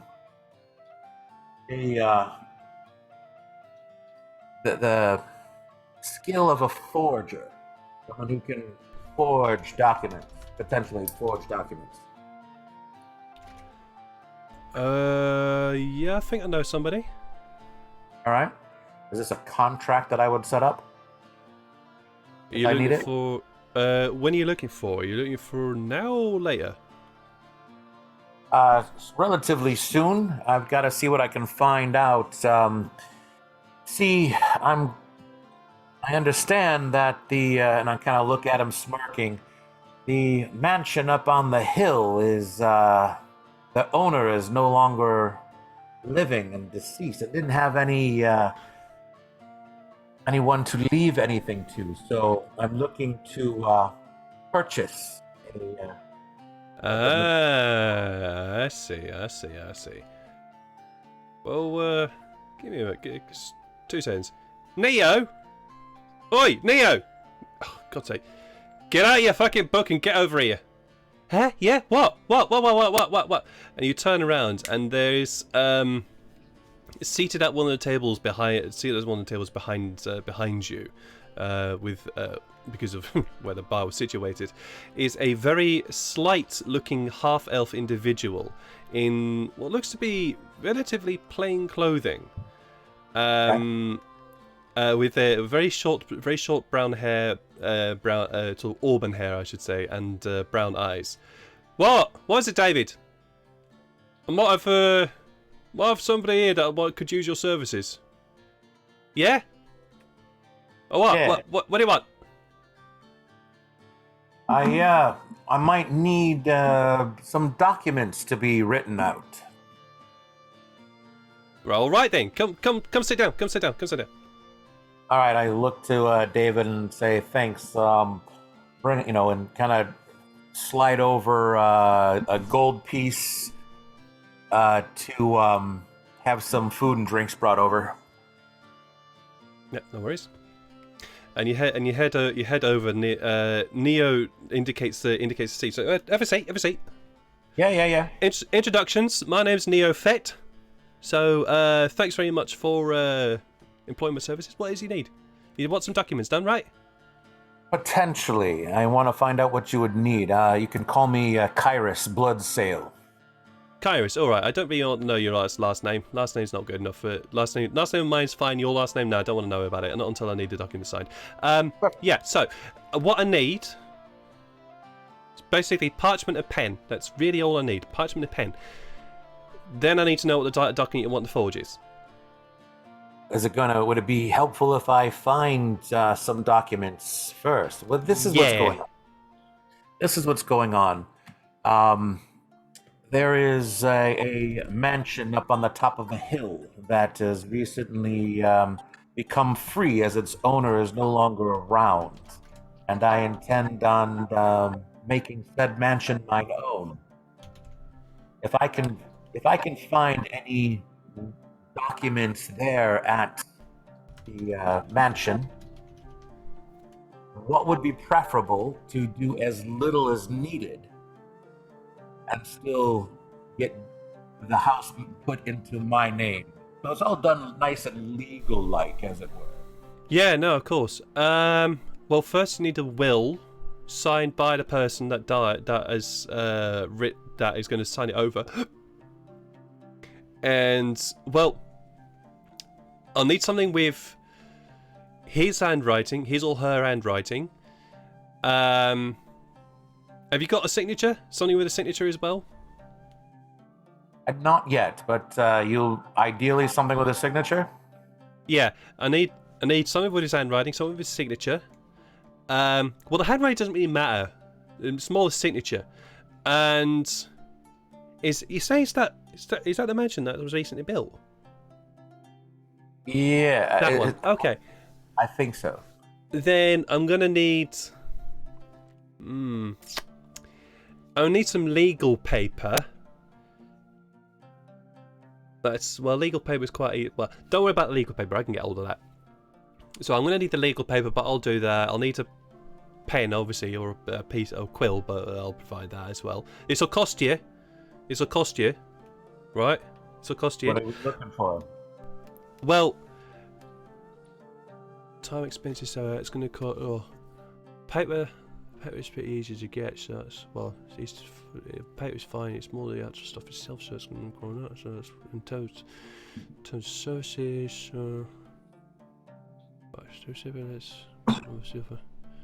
That depends upon how much you want to do. All right. What is the minimally, what ideally would I need to get for you so you don't have to do as much? If you already have just a signature, you're going to create just a signature. else? Well, yeah. what if I'm able to find the legal deed already? And if you well, a will. legal deed's fine. Legal deed's legal deed. It's just a bit of paper that says this thing belongs to somebody. And if there's a will, this is the way to get around it. You don't need to change the signature to the legal deed. All you have to do is just have a will that says that this deed goes to you. All right. So if we can forge that, that'll be easier than changing the signature on the deed, because then it goes officially, and then officially becomes yours. Right. You know what I'm saying? Right. So as I said, the legal paper, the sort of the legal parchment shit, which I can easily get hold of that. That's no worries. Well, easily, sort of, kinda. Have to put that contract out, but that's fine. It won't take too long. Neo, if they already have a will, can you use that and just add to it, or do you need to make up? Oh yeah. If you can find a will, right on. I can just doctor that. Sort of, kinda. All right. Depends on how long the will is. If the will's really long, I'll try and doctor it. If the will's really short, I'll just copy out and add your bits to it. All right. How much are you talking about this costing then? Well, depends upon what it is. If you get a will, it's a short will, and all I have to do is copy out. I'm talking about an hour's work, hour to 2 hours, depending on how long it is. I'll cost you about 10 gold pieces. All right. If it's a massive will, which I then have to doctor, that's going to be a bit more work. That's looking about a day's work, so you're looking about 30 gold pieces. All right. I'll see what I can do then. If it's the other stuff, as in I have to actually make the will itself, then I have to outsource it. It's going to be at least 20, and then I've got to do the work. You're looking about 50 gold pieces. All right. If it's from scratch, it's a bit 50 gold pieces, because I've got to outsource the work in terms of getting the parchment and shit like that. You know. All right. All right. Now, since you know a bit about this, what in regards to potentially selling the house or keeping it on my own, which do you think would be best to do? I'm thinking of selling it, and how quick if I did that, how long do you that would take? I ain't got a fucking clue. I'm a forger. I'm not a businessman.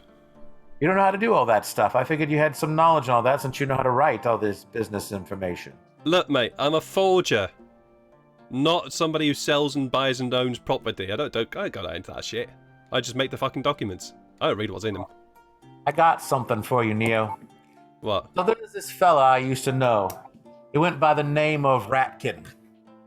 And he came to us one day saying, "Hey, I need someone who can forge." We're like, "Okay, what do you need forge for? You have some documents done?" He gives me an eye and says, "No, I need a forger so I can get some weapons made."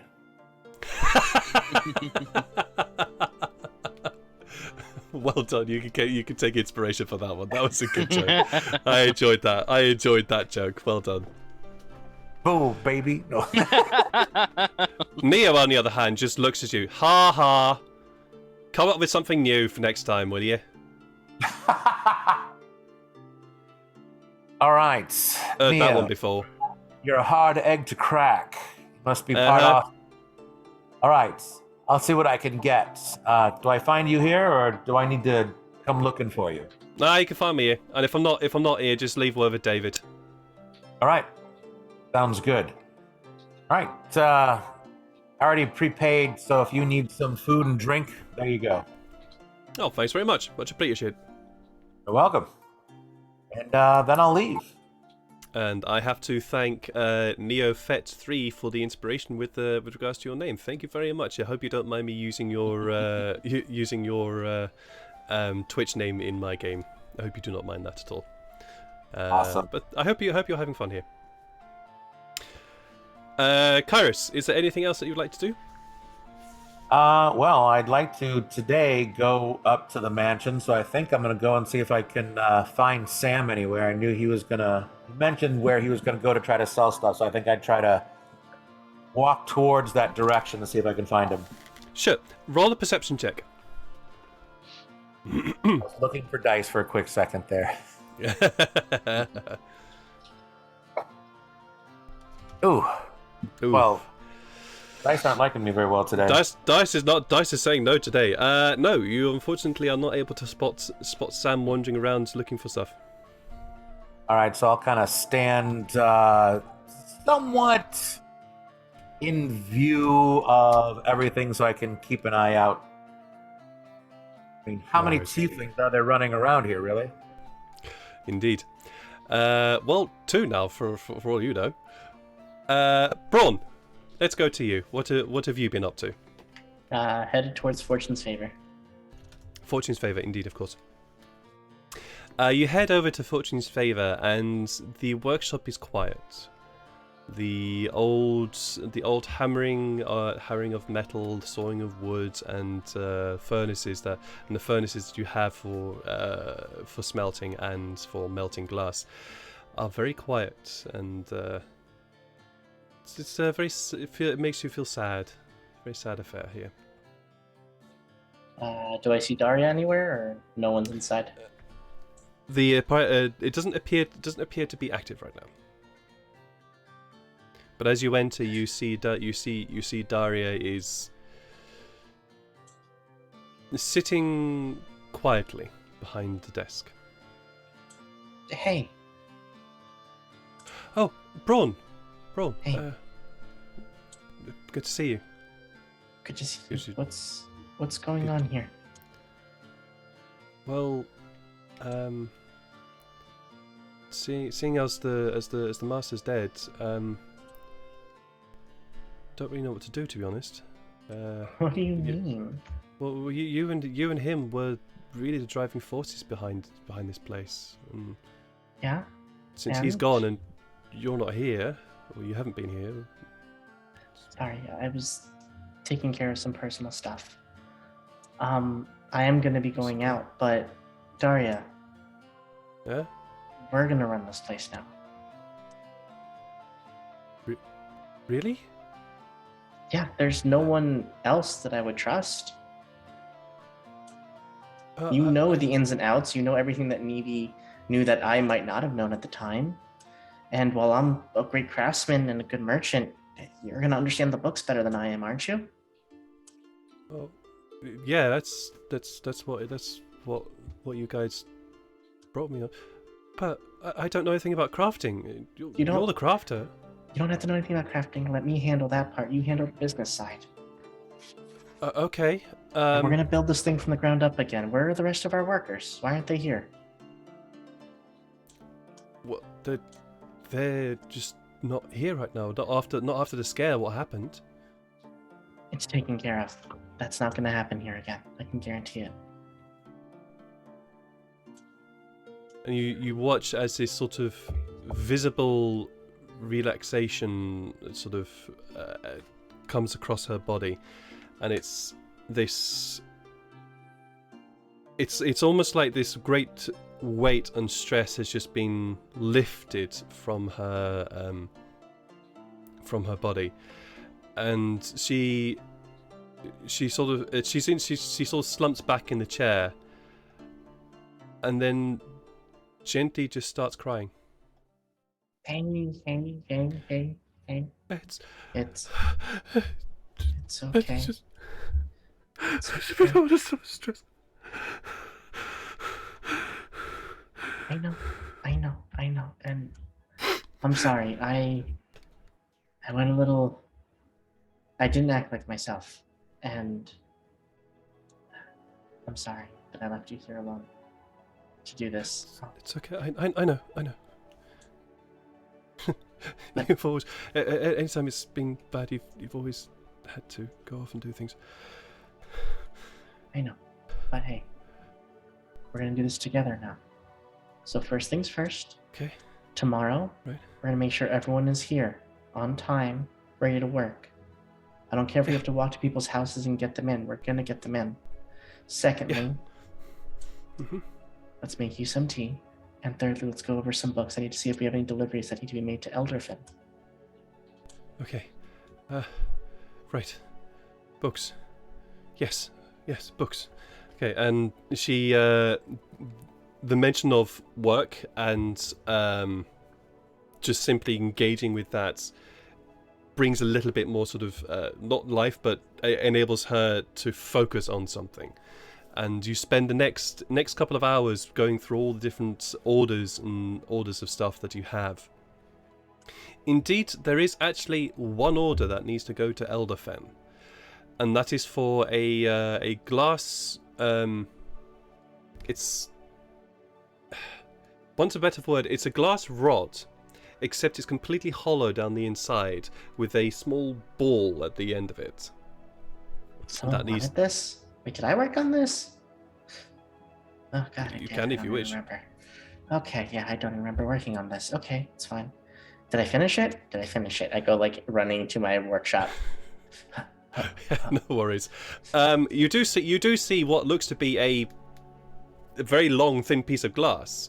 Except at this present moment, it's not fully finished. You do recognize the order, but the reason why I haven't finished it is because of the fact it also has to be a very, very thin glass tube, and that's the reason why it's taken some time, because you hadn't quite figured out a way to make that glass tube all the way down to the ball at the end.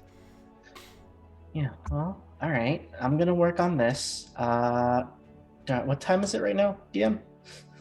It is mid-morning. Mid-morning. All right, Daria. Here, go get. And I'm gonna like point out like 2 workshops. Mm-hmm. Go get them. Make sure they're in within the next 3 hours if you can make that work. I need them working on the other orders that we have.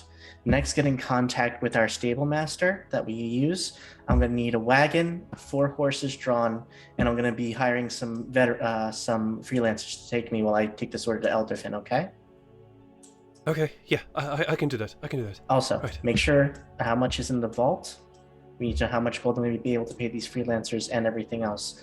Now, right. With those 2 here, that's fine for today. Tomorrow, I'm going to be here. We're going to come in early. We're going to make sure we get everyone in. And we're going to get this place up and running, okay? But for now, I'm going to work on this.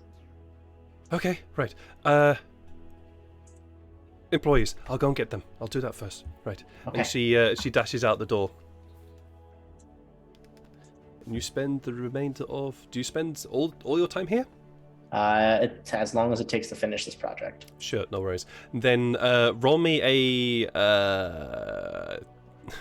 roll me a glass blowing check. That's a skill that exists probably in 3.5, not in 5e. Yeah, it's not in 5e, unfortunately. I mean, so kind of Sketch Everything probably has it inside or some shit. This would be using your glass blows tools, and you are you proficient in them? Yes. Okay, cool, fine. I believe then this would be a dexterity check, adding your proficiency modifier.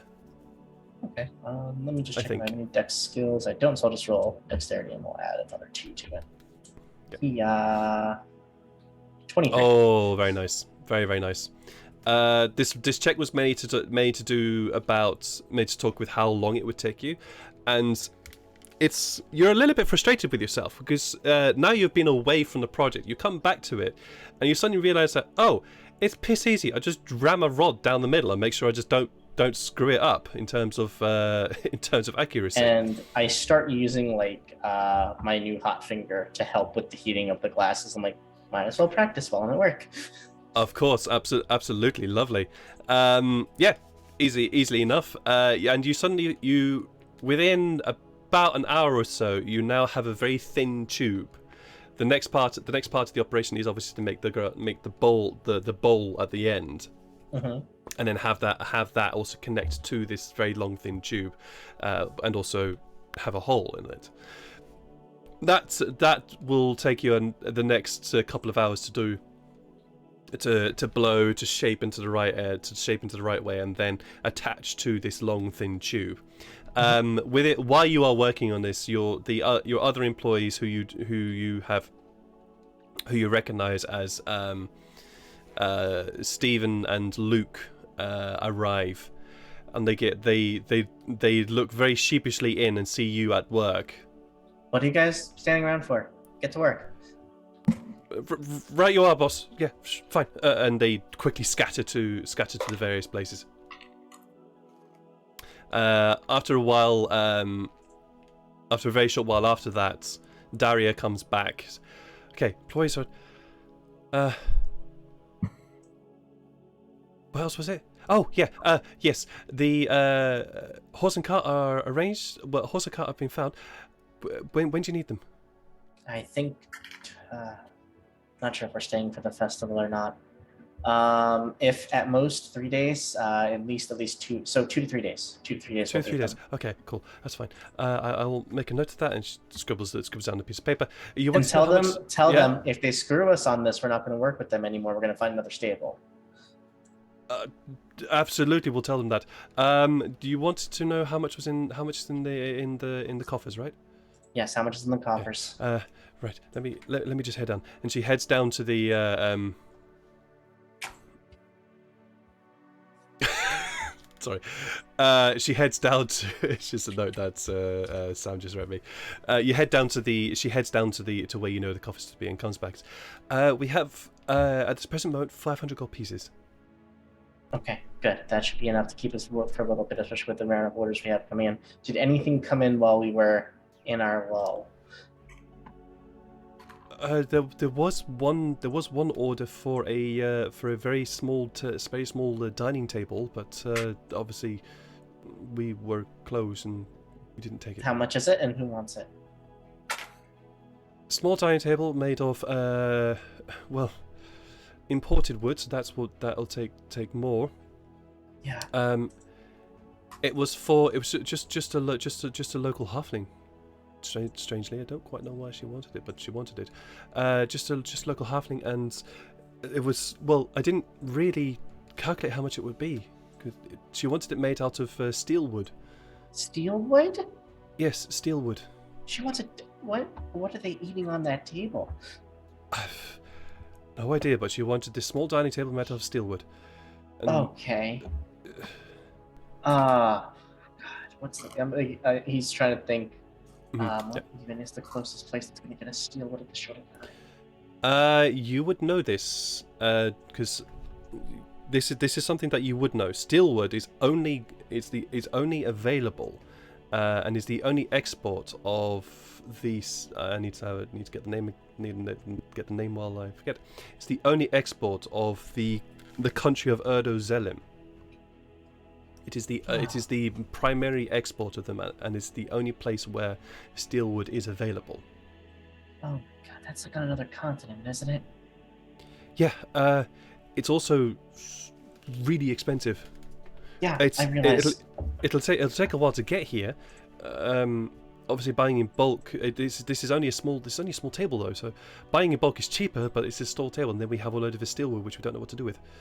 Okay, fine. Do we have anyone here that's worked with it before? Not necessarily in right now, but anyone. Here in Archwell? Yeah. Not that I know of. I could ask at the temple of Ignis. Temple? Fine. Yeah, no, they're crazy over there. That's fine. Yeah, a bit. They're very eccentric. I think I saw one guy trying to kiss one of the pieces of art he made. I don't want to talk about it. Yeah. They are a bit odd. So we could try at the temple to see if anybody knows about steelwood. Alright, that's fine. I will, once I'm done with this, I'll head to the temple. I'll see if we can find someone that can work for us on retainer for a bit once we get the steelwood in. Let me see the other orders and start, I'll look through the other orders with Daria and start distributing them to Steve and Luke and take any that I feel like I can handle as well. Yeah, sure, no worries. There are a few remaining orders from before the murder of your friend and master. A few of them you can take yourself, and lots of them you could take yourself. But obviously you are just one person, and so you also know that a few of the orders can be handed off to your assistants because they are either works in training or are perfectly capable of handling them. There's a few chairs. There's a few dining sets. Dining sets need to be made. There's a couple of statues, surprisingly, that need to be done. And one of your assistants has expertise in stone crafting. Do you have expertise in that as well? Stone crafting? That's the one thing he is not good at. Sculpture. So that is actually in his backstory. That's true. Yes. So yeah, you would hand that one immediately off. Because it's just a very simple statue dedicated to Kaim. that needs to be carved, as well as a couple of glass tools and carpentry works that you can easily do yourself. Depending on how many orders you wish to take, if you take a few, this will take up the rest of your day. If you take more than that, this will take a few days. All right. My knowledge of how the guilds work. Do I have to go? Is there like a central like merchants council that we have to go to put in for new ownership of a guild, or is that just something we say that we did and that's it? No, there is that is definitely something that needs to happen. You would need to go to the central guild's office, which is located here in this very small crafters quarter of Archwell. You would need to go directly to them and tell them that if you yourself are taking ownership of the guild, you would need to go there and inform them of that. You also know that due diligence and process would have to happen, and as it were. Yeah. Okay. Mm-hmm. All right. There is due diligence and process that needs to happen in terms of exchange of names, in terms of ownership from guild to guild, from person to person to the guilds. Okay. We are going to look at Daria. Am I done with the Glassroom project at this point? Yeah, absolutely. Okay. All right. Me and you, we're going to head to the council and get our names, start that process now. We need this place up and running because while I'm gone, you're going to be in charge. You know who to hand projects off to. And if there's anything that you need from me, just send some mail on the way to Elderfen. Probably might arrive faster than I will. And I'll start working on some stuff while I'm on the road. It's going to be rough. We may need to expand, but we have enough right now to pay our workers, definitely. And with the rate that we're going to be taking these orders in, because we're going to be finishing all of these within the next week. We're going to be finishing all orders within the next week, right, guys? Yeah. Good. What the hell is he on about? Jeez. You do hear one of them mutter that. Luke?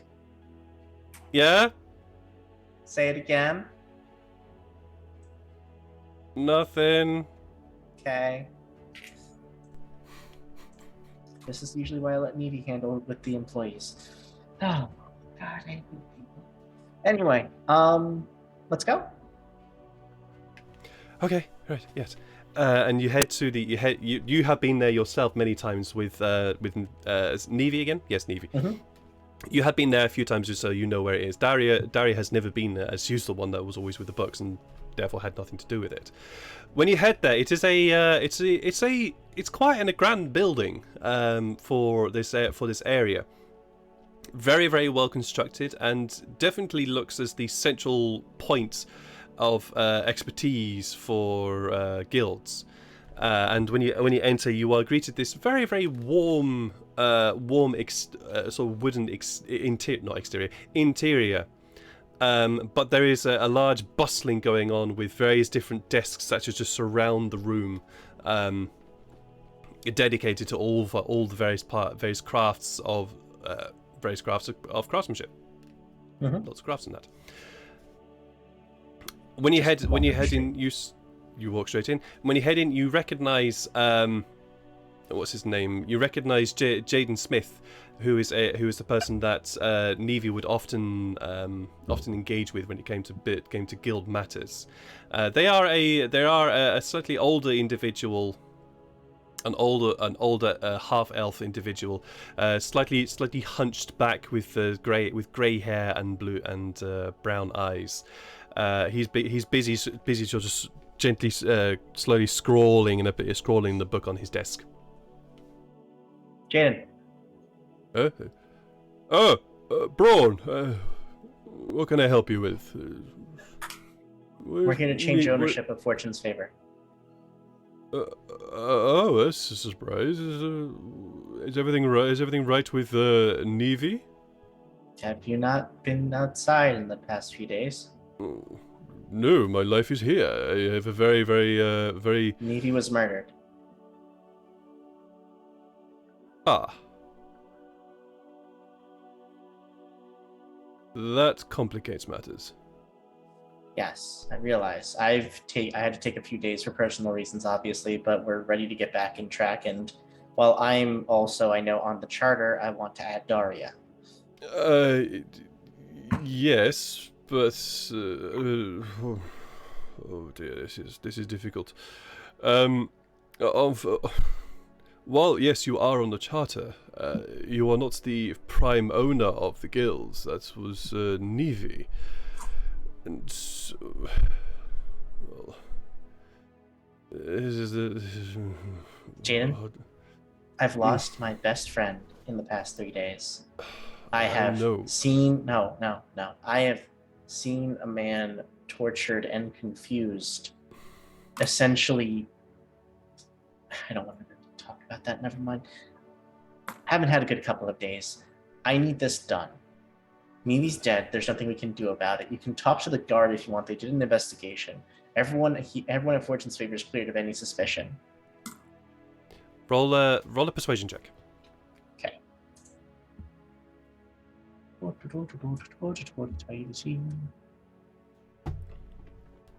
Oof. That's bad time. Oh dear, that's bad. I'll use my inspiration. Go for it. Go for it. Hey, slightly better. It's better. Well, Braun, I'm sorry, but yes, I very much appreciate that. The trouble is that unless the person is living, is wishing to sign it over, if they die, the guild becomes under the auspices of the guild's masters. You're gonna have to talk to those people again, really? I do, unfortunately, and that's where the problem lies. Jaden. I will see what I can do. Okay. It may take longer. It may take longer, and I may have to require you to come back and talk to them. You know I'm gonna be out on a delivery in 3 days. They better do it within the next 48 hours, or else. I'm not gonna let the guild lose money because I decided to take some time off. We need to start doing again, and if they're gonna impede this, Jaden. How about this? Nivi didn't need to come for another month or so. He'd already made his previous stop, and it was a very profitable one for him. So, how about this? Let's leave Nivi on the books for now. You carry on doing what you're doing, and then when you are back, we can further the process. I can begin to make ways here. It is 48 hours is never going to complete the process. I'm sorry, they are very much they're full of red tape. shits, Jaden. It's yes. okay. They're shits. That's why I let me deal with them. Yes, I am very much aware of this. Let me start the process. I can add Daria now to the books. That is easy. Signing over on the death of Nivi is more difficult, but I can start the process. Okay, let's get that started. Let's get Daria on. So I need her to watch after the place while I'm out making deliveries because we don't have a lot of people right now. I understand. This is fine. And he pulls out from under his desk a very long scroll, which he unrolls in front of him. Begins to write on it. Daria, can I have your full name, please? Yes, it's Daria Penny Rose. Daria Penny Rose. Added to books of Fortune's Fair. Yes, right. I need your signature, Daria. Yes, of course. And he turns the document around to face the pair of you, and you see it's the same document that you previously signed a long time ago, Braun. You can see your own signature there beside your name. That piece of paper survived that long. Hot damn. We have good storage here. Daria, please just sign your name there. Sign your name, and he indicates. Here's a small space beside her own name. She scrawls out her name.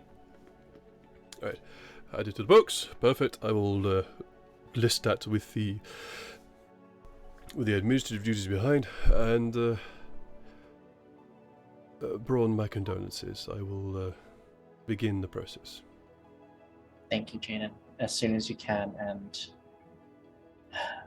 just hold them off for a month, because if they find out sooner, I'm sure it's going to be hell. I will do my best. Thank you. All right, Daria, back to work. Let's go. And the pair of you head off. Sam, you have been wandering around the streets for a little while, and you were going to head back to the inn. Roll me a perception check, please. Sir. And you as well, Narcaris, please, because it's been a little while. What am I rolling again? I'm sorry. Perception. Percepzione. 17. There we go. That's the roll you needed earlier. Sam, you're in your own little world. You've done everything you needed to, and you're pretty pleased with that. You're pretty pleased with that letter that you sent. Bit worried about what's going to happen, but whatever, it'll be fine. Paris, you spot a very familiar tiefling wandering through the streets in the form of Sam. Bam! Oh, hi, Garrus. Are you paying attention to where you're walking? You almost walked into that old lady with that huge basket full of fruit. And indeed, you do see an old lady with a large basket full of fruit in front of you. You stupid boy! Pay attention! she bustles past you. That's sneaky. Like, can you teleport? Holy shit! I was just happy. Like, everything worked well. I got to sell the stuff for a higher price than I anticipated, and yeah. You were not you sold everything. Yeah. I found a good merchant and a trustful one who gave me a very good price, and I'm happy for it. And I already sent some money to my acquaintances in Sussex. Hopefully they will arrive, because did you ever try sending money? That's fucking stupid. You have to insurance it with the amount of money you're going to send. That makes no fucking sense. I'm going to be angry at this guy, and I'm going to burn down the post office. That was a joke, for legal reasons. Oh, I mean, you're speaking upon legally deaf ears, so that's fine. So, kind of speaking low and still in like thieves' canty type of language, I say, so I did find that I could go and do some of that fencing through the Temple of Nox. And if you join, it would be easier. But outside of that, if we can head up to the mansion and find Evan Dane or even William Lewis's will, if they have one, then we're merely a couple days away from having that house be our own. Oh. It's easier and faster than I expected. I have to keep that in mind if I ever own my own house. And according to I don't need Nox Sombra to make my fencing for me. I don't need a cult to do that. But so I won't join. That's what I wanted to say. I'm still happy selling them to them. But if they require me to join, I'll take my business elsewhere. Oh, no, it's not a requirement. It just makes it easier, and you can probably get more money for it. You can't buy freedom, my friend. Learn it the hard way. Oh, it's not buying freedom at all. It's simply making money. Something for me. Any rate, I mean, I won't use that much of the temple myself if I can help it, to be completely honest with you. But right now, it's been fairly helpful to help me try to get some kind of base established here. Shall we walk on? Do you want to go and find Braun first, or do you want to head straight up to the mansion? What daytime is it, GM? It is probably about mid-afternoon now. I think it would probably be too late if we want to be back for dinner to do that. We should do it tomorrow. I was thinking about looking for a place to work, if you get my drift. What I kind of go and start moving along so that we're a little bit more private and kind of pulling Sam along. What kind of work is it that you're looking to do? Well, when we will be probably out of town in a few days for at least a week, 2 weeks, 3 weeks, whatever. So it's a lot of time to let grass grow over stuff that I don't want to, that could happen in the city. So I was thinking about, I don't know, some good and old breaking and entering, pickpocketing, looking for valuable targets. Maybe something that pops up. I see. You need some place to do that work at. Yes. Oh, maybe just, I don't know. I found some money in the mansion, and if we find some more, maybe we'll just drink the next 2 days through. Well, if we get this taken care of with the will, then we're going to find a lot of money in the mansion. Yeah. And if we don't find the will, we can just sell everything in there. We'll get it. I've got that part figured out as well. It's just, at the very least, we need to find something with Evan Dane and or William Lewis's signature. Preferably Evan Dane, since I believe he is the one that the deed is made out to. In regards to a home base, how good are you at climbing? That would be an acrobatics check, right? That would be acrobatics, yes. I'm very good at climbing. Actually, no. This would be athletics. This would not be acrobatics. Acrobatics is about your ability to be dexterous and leap and jump around, whereas athletics is more about your ability to maintain a physical activity, and climbing would be one of those things. Then I'm not good at climbing, but I'm average at climbing. Well, I've climbed some walls before, you know how it happens in our field of work, but I would not say I'm particularly good at it. All right, come with me. And I'm going to go to the warehouse. Bring him with me to the warehouse. Your one? Yes. Okay. Sam, he leads you through the warehouse district, and eventually he leads you to a rather run-down-looking warehouse. It's a lot smaller than the other warehouses around the place.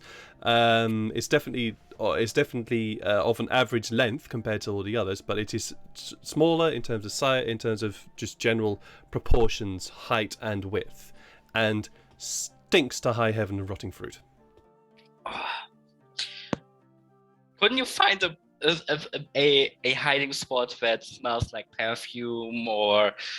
This is perfect. And I go and I say, follow me. And I'm going to go and just kind of like climb up the side of the wall all the way up to my top. I'm like, come on, it's easy. I just stand there in awe. I would like both of you, please, to roll me a perception check. Oh, shit. I was going to be like, oh, we got to hide. I forgot it was... Oh, not too good. Okay, no. Sam, don't say anything. Kairos, as you're trying to encourage Sam in order to climb, you happen to glance. I do still need an athletics roll from you for your climbing, but as you are encouraging Sam, you happen to glance around. You spot an urchin. They're slightly tall. A slightly taller urchin with short hair and blue eyes, and they appear to be sort of just watching you. Familiar looking? No, not to you. All right, I kind of lean in and whisper to Sam. I'm like, you know what? I should have noticed this before, but see that kid over there? I kind of motion to where the kid's at. Just because for clearing me up, like I'm still down on the ground. I haven't climbed up anything yet, and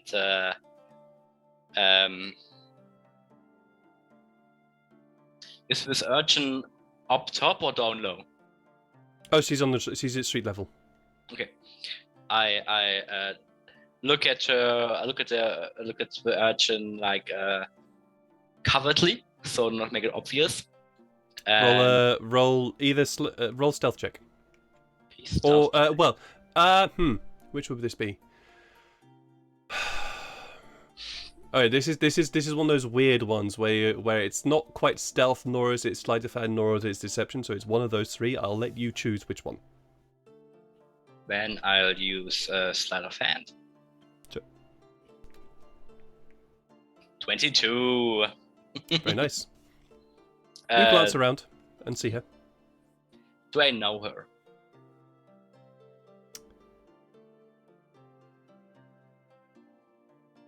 Her face is very familiar. Mm. You have seen this person before. Although, just roll me a history check, please. Briefly for a moment. To see how much you remember of her. Sorry, it fumbled. Yeah, So no worries. 10. No, that's okay. Last time you saw this individual, she was wearing different robes. She was wearing different clothing. I look at her like, do I know you? And I walk towards her. Huh? Oh. No, you don't. And she just runs. I run after her. Kairos, you see this happening? I'm gonna run after her too. Okay, Sam, please roll me a just roll a perception check as she darts off down the road. This is the lighthouse district, so you're good right now. My speed is now 45 feet. Oh, jeez. Okay. You follow her easily, and Kairos, you are following Sam. Following Sam here. You easily catch up to Sam. She takes a very, very quick left. I'm going to change the music here to something a bit more fun. She takes a very, very sharp left into an alley, and you follow after her. You also realise that she has taken the alleyway that leads straight into the market district. I need you to roll another perception check as she dashes into the market area. Both of us, or just he? Both of you, please. 16. Very nice. Very nice. And Kairos? It's keep on dropping it in, and it's not dropping in. Same. Ooh! Oh wow! Okay, yeah. So with a roll like that, Kairos, you are easily able to spot her. You also are able to not only follow her but predict where she's going. So you are able to easily skirt around and come up right behind her as she dashes into another alley. Sam, you do see the direction which she's going, and she dashes through the crowd, and you also run through the crowd after her. Kairos, you are basically right behind her. Just as a reminder to you, because of my lineage, I have the natural spider climb. Okay. Remember that? So I see where she's going. I'm like, okay, good. And I go, because I got the speed, I'm just going to kind of like jump up to the side of the wall, run up the wall over up on the side so she can't see me coming. And then I'm going to like kind of hop down between walls. So I'm like ding, ding, ding, like Spider-Manning from wall to wall. Literally spidering a wall. Okay, you heard this. I have to think about how to do this, because this is going to be a bit difficult, because you are now in the market, because you have just entered the market square, and the market square is an open area with people milling around. So in order to do that, you'd have to drop back into the alleyway from where you are, hop up, and then hop round. Right. On the buildings. Would you like to do that? This will put you. This won't put you behind her. This will put you a little bit further behind, meaning you will still have to catch up. Okay. I'm assuming I'm moving at almost 15 feet faster per round than she is, or 30 feet per round. You are moving faster than she is. That is for certain. You are moving faster than pretty much everybody in the group. I'm just looking at him like, what the fuck? I'm not going to do that. I try to skirt around people. Sam, you are dashing around, and you only spot Kairos because he was behind you when he decided to drop back and did that, so you didn't spot him. until you happen to glance up and see him just hopping across roofs around the marketplace. This is broad daylight, so it is interesting that he's doing this in broad daylight. But yeah, he hops across roofs and then drops down into the alleyway in front of you, a good 15 feet away from you, and behind this urchin. Ronan, she hears you drop down, Kairos, glances over her shoulders, shit, just continues running, and the alleyway where they are is quite twisty and turny, with a few offshoots. So I do need to make one more perception roll.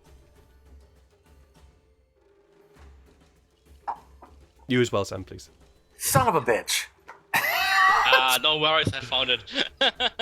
Unfortunately, yeah, Kairos, you start running after her, and she ducks down an alleyway, which you completely miss it. Except Sam behind you spotted it. They went, that alley, and starts running down that alley, yelling out for you, Kairos. All right, I follow. Yep, no worries. Roll me a survival check, the pair of you, please. Yes. Survival? Yes. That's one of my best skills. Oh. Hey! What was that? Best skill? What was that about best skill there? So, Sam, you're not familiar with where she's going. She just seems to be running. Kairos, you start to realize that, hang on a minute, she's leading us towards the library. Okay. So you can do what information you have with that. With the 20, you also know that while yes, she is leading you towards the library, you also know that if you happen to go, okay, if I do this and this, you'll be at the library before her. I.e., basically climb up the wall again, jump across a few roofs, and jump down. You'll be in front of the library before she gets there. All right, I will do so. All right, perfectly fine. Sam, you are dashing after this urchin whom you recognise, and don't hear Kairos do that until both of you burst out of the alleyway, where the familiar sight to you, Sam, of the library, this very simple library with a simple door in front of you that you recognise, and say, yeah, that's where I've seen her before. And in front of the door is Kairos, just standing there, looking straight at the pair of you. Oh! She skids to a halt, looking up at you, Kairos, and goes, "Shit! I believe you were going to ask us a question, weren't you?"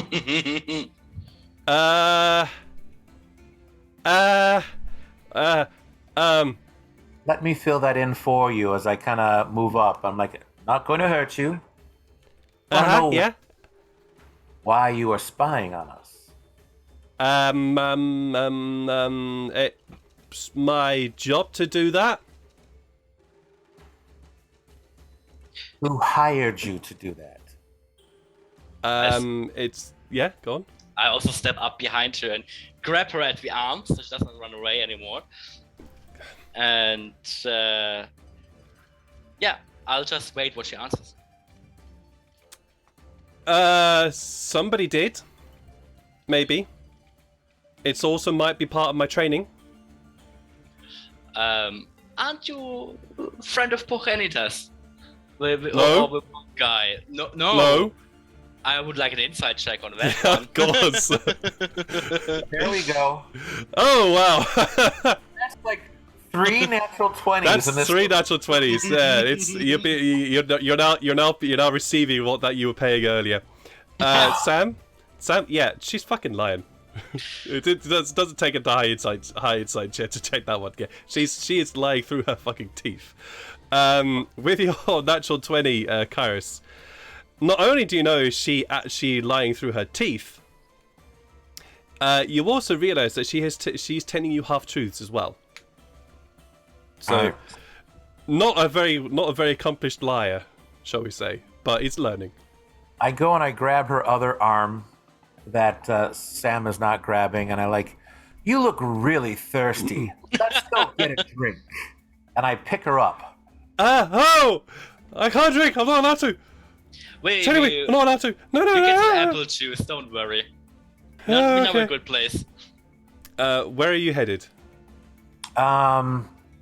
Let's. How far away are we from? I don't know.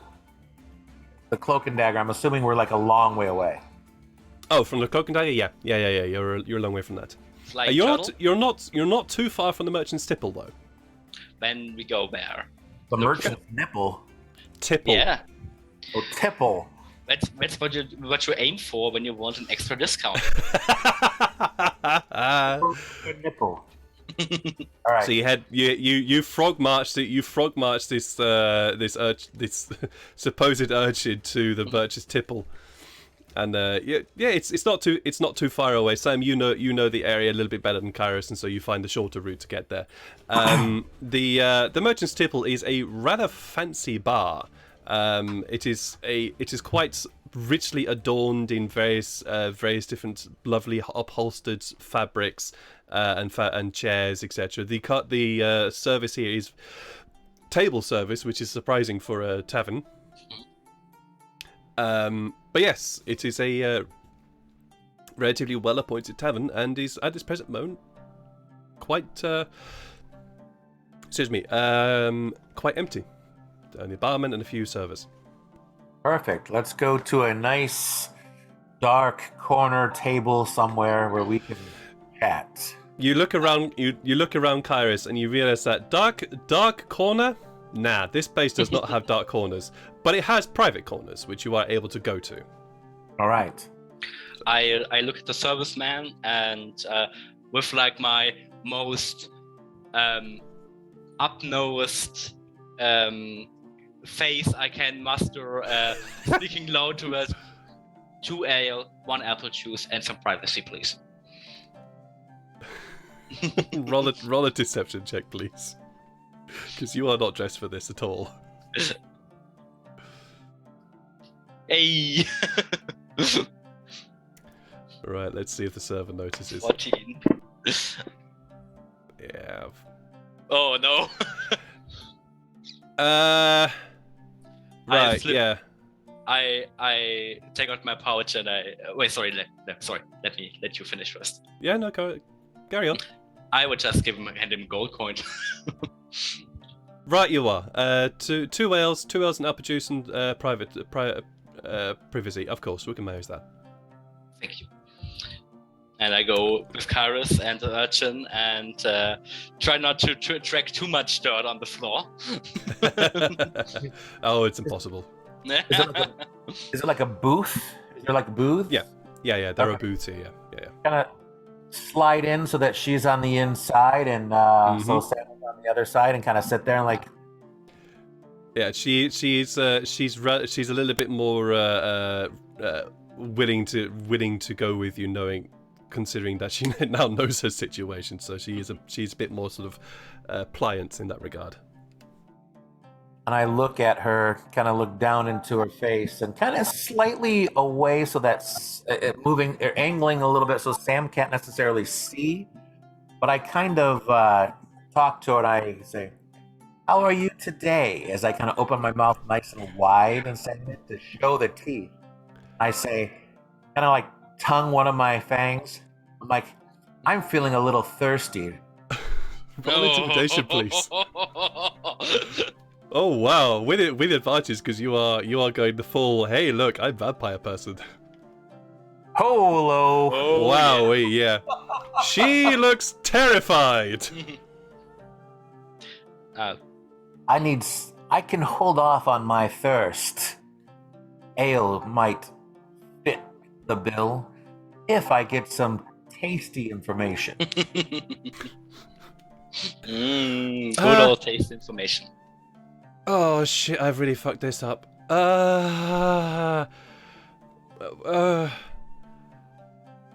And you can see that she is rapidly trying to think of the best solution to her situation without being in the shit right now. As she's stopping, I look at her and I say, "I can smell how fast your blood moves through your system. Okay, okay, fine. What do you want? What do you want to do? What do you want to know? Okay, fine. Just don't trick me. Why were you watching us? I was told to. By who? Monk fella, whatever his name is. Monk fella, blue robes. Actually, that's my robes. No, not blue robes. It was blue robes, yeah, but not my blue robes. Different blue robes. Just he came to the library and wanted me to search to follow not you but him. And she she jabs her finger towards Sam. Him. Why? You didn't trust him. Ah. Well, here's what's going to happen. Go ahead, Sam. I think I know who you're talking about. Was he the same monk fella I was together with at the library a few days back? Yeah. Him. It was him. Yeah. Fucking Can't remember his name. I think it's Progenitus. Is that how you say it? Oh, okay. Yeah. Weird name. So, what we're doing right now is... I actually have no idea. Kairos, you seem to hold up well. You do the talking. I just drink my ale. Wait, it's not here yet. I wait for my ale. Have you been paid to do this? No, I haven't been paid to do this. No, I haven't. I go and I slide her over 2 gold pieces. And I say, now you've been paid to do this. Everything is fine. No, it's not. Fine. It's Why? not fine. It's not What fine. Well, I fucked up. Yeah, you did. We saw you. Yeah. What is the library's policy? You are in training there, right? Is that Yeah. what you usually get your information? Spy on people? Well, yeah. Ah, good to know. That's one of the things. Yeah. But, I fucked up. Progenitus was giving me tips on how to find people, and I tried to do it. And look, I'm trying to become a seeker, and I'm not very good at it. My mental kind of dumped me here because I wasn't very good at it. Yeah. How long have you been following me? Well, last 3 or 4 days. Only in Archwell or also when I left town? Well, you guys did leave town, and I followed you for a little while, but then I saw where you were going. I decided to bug out of there. I didn't want anything to do with that, so I'm quite surprised you guys came back from that place. To be honest. Yeah. I decided to bug out of that. I didn't want to have anything to do with that, so I didn't follow you there. And then you came back, so I started following you again, and well, I fucked up. Yeah. As they say, failure is how you learn, isn't it? Also how you lose limbs.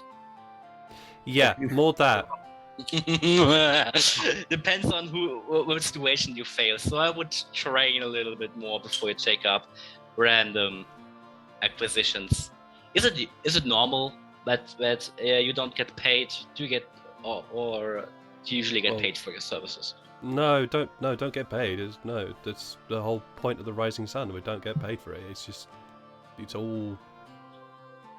Well, they pay me. Basically. What does the Rising Sun get out of it? Like, do we only spy for specific people? Do we just spy because we love it? I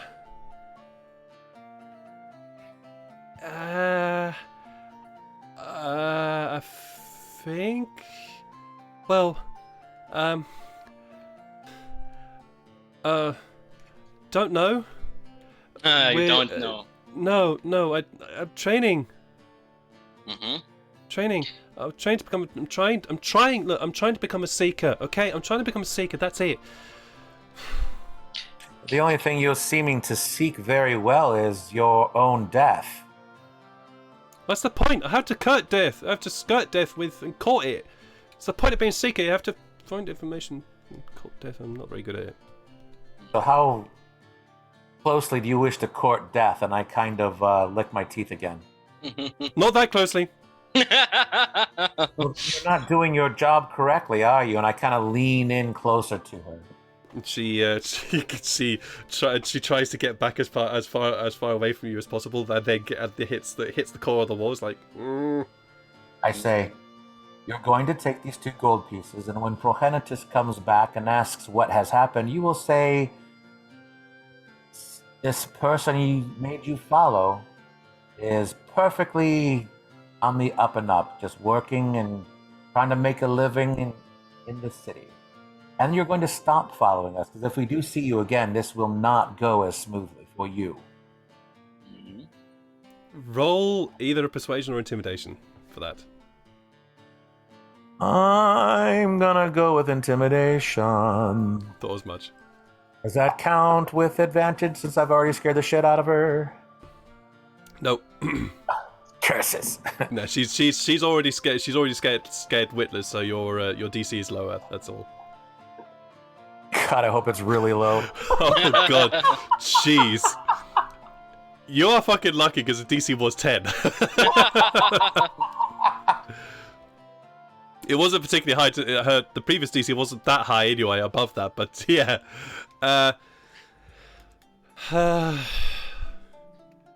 Okay. All right. I'll. Find Okay. No. No. I'm not doing that. No. I'm not finding another job. No. Not finding another job. Seekers. This one is done. Training. I'm not a seeker yet. You're arguing semantics right now when your life is on the line? And finish your training and then take another job. I don't care. Just don't follow me around anymore. Kairos, what's your passive insight? Passive insight is like 36. No, what is it? 10 plus my skill, right? Yeah. 10 plus your insight skill, yeah. 14. You get the impression that comment or that comment that she just made is possibly the reason why her mentor dumped her off here. Okay. That is like, if you're the fact that she was arguing semantics is a good indication of what kind of character this girl is. All right, I won't follow you. The fuck goes my job then? Well, can you let me out? Nice doing business with you. You haven't drank your apple juice yet. It would look awkward if you leave now. Do we have the drinks on our table, by the way? Yeah, you got the drinks on the table. When The drinks arrived. The drinks arrived before the whole situation. When I just take my ale and I'm like, for doing fruitful businesses with you. She grabs the glass of apple juice, chinks it, and then just downs the whole thing. And as they're doing that, before she gets that, I go and I take my mug of ale and I kind of do this since we're in a dark corner. I kind of go and cut the tip of my finger a little bit, drip some blood inside of... Oh my god, you are terrorizing this poor girl. Then I just slowly drink it all down. I'm just sitting with my ale like, I want to enjoy this, guys. Also, you are really weird, Kairos. Like, what the fuck is going on? Is that custom in somewhere on the islands you've been visiting? I drink just there with a like dumbfounded face. Can I go now? No rush. Okay, she starts doing that awkward movement of not wanting to stay but being told to stay. So she's. I slide out so she can slide out. Bugger off. Okay, thank you. To business. She grabs the 2 gold and just books it out of there. All right.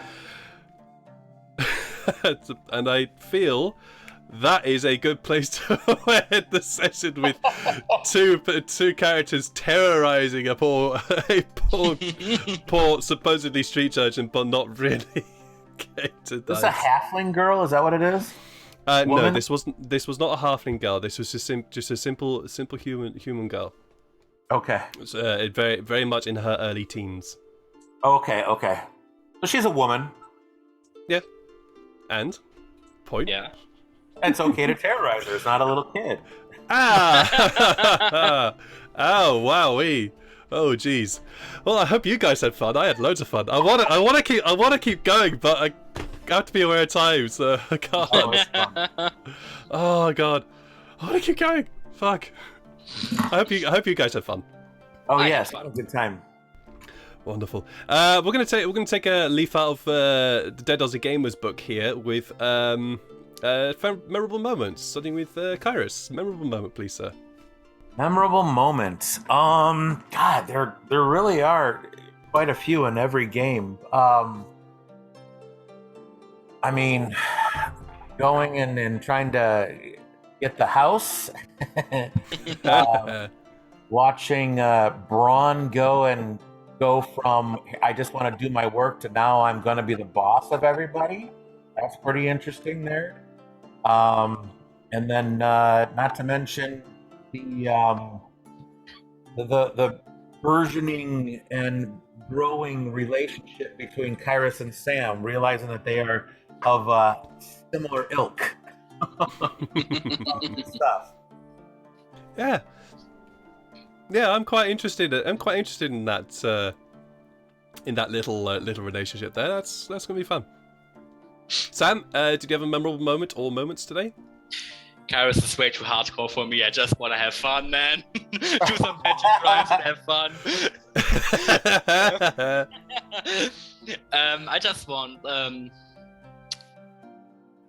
I really love that I can just walk around and be like, I'm a tiefling, I work for important people, fuck you, do what I say. And it works 9 times out of 10 and I love it. It will one day come back to haunt you. That's it will alright. come back one day come back to bite you in the ass. But yeah, that is definitely a thing I've set up in my world, which I am actually quite enjoying playing with. It's a lot of fun. It's a lot of fun. I mean, there's still a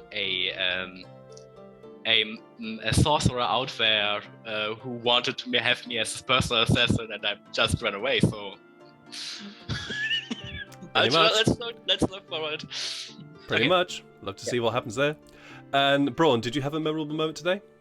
For me, it is honestly watching Sam and Kairos do what they do to varying degrees, and I also enjoy the fact that I now get to play Business Tycoon Simulator. Oh god, yeah. Nice. Yeah, I did not expect that. I honestly did not expect Braun to go like, Look, right, okay. They said they're going to get the house. I'll get us the business.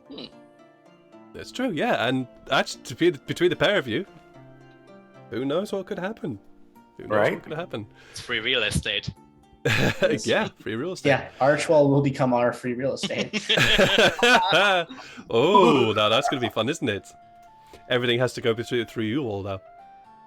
Right, we're gonna raid somebody here today, and I can see that Sensei Suplex is online today, so we're gonna go and raid them. They are playing Dungeons and Dragons, and it looks like Sensei Suplex himself is actually the DM today.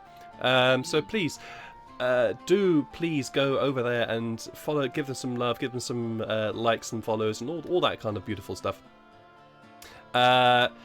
Next week is going to be a little bit sketchy in terms of my streaming schedule, so just keep an eye on the channel. I will let you know I'll let you know in my Discord server if there's actually going to be any proper change in it. I should normally be streaming on Thursday and Sunday with DnD, but it's going to be a little bit sketchy in terms of that. The week after, however, I will not be streaming at all because I will be doing a 4-day walk in the Netherlands, so I will be absolutely wrecked from those walks. So the week after there'll be nothing, but next week will be a little bit sketchy. So just keep an eye on that.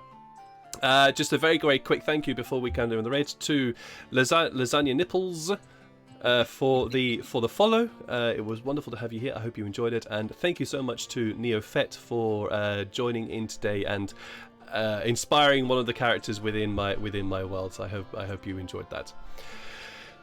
Take care of yourselves. Love yourselves, love each other as much as you can, and we'll see you again soon. Bye. Bye.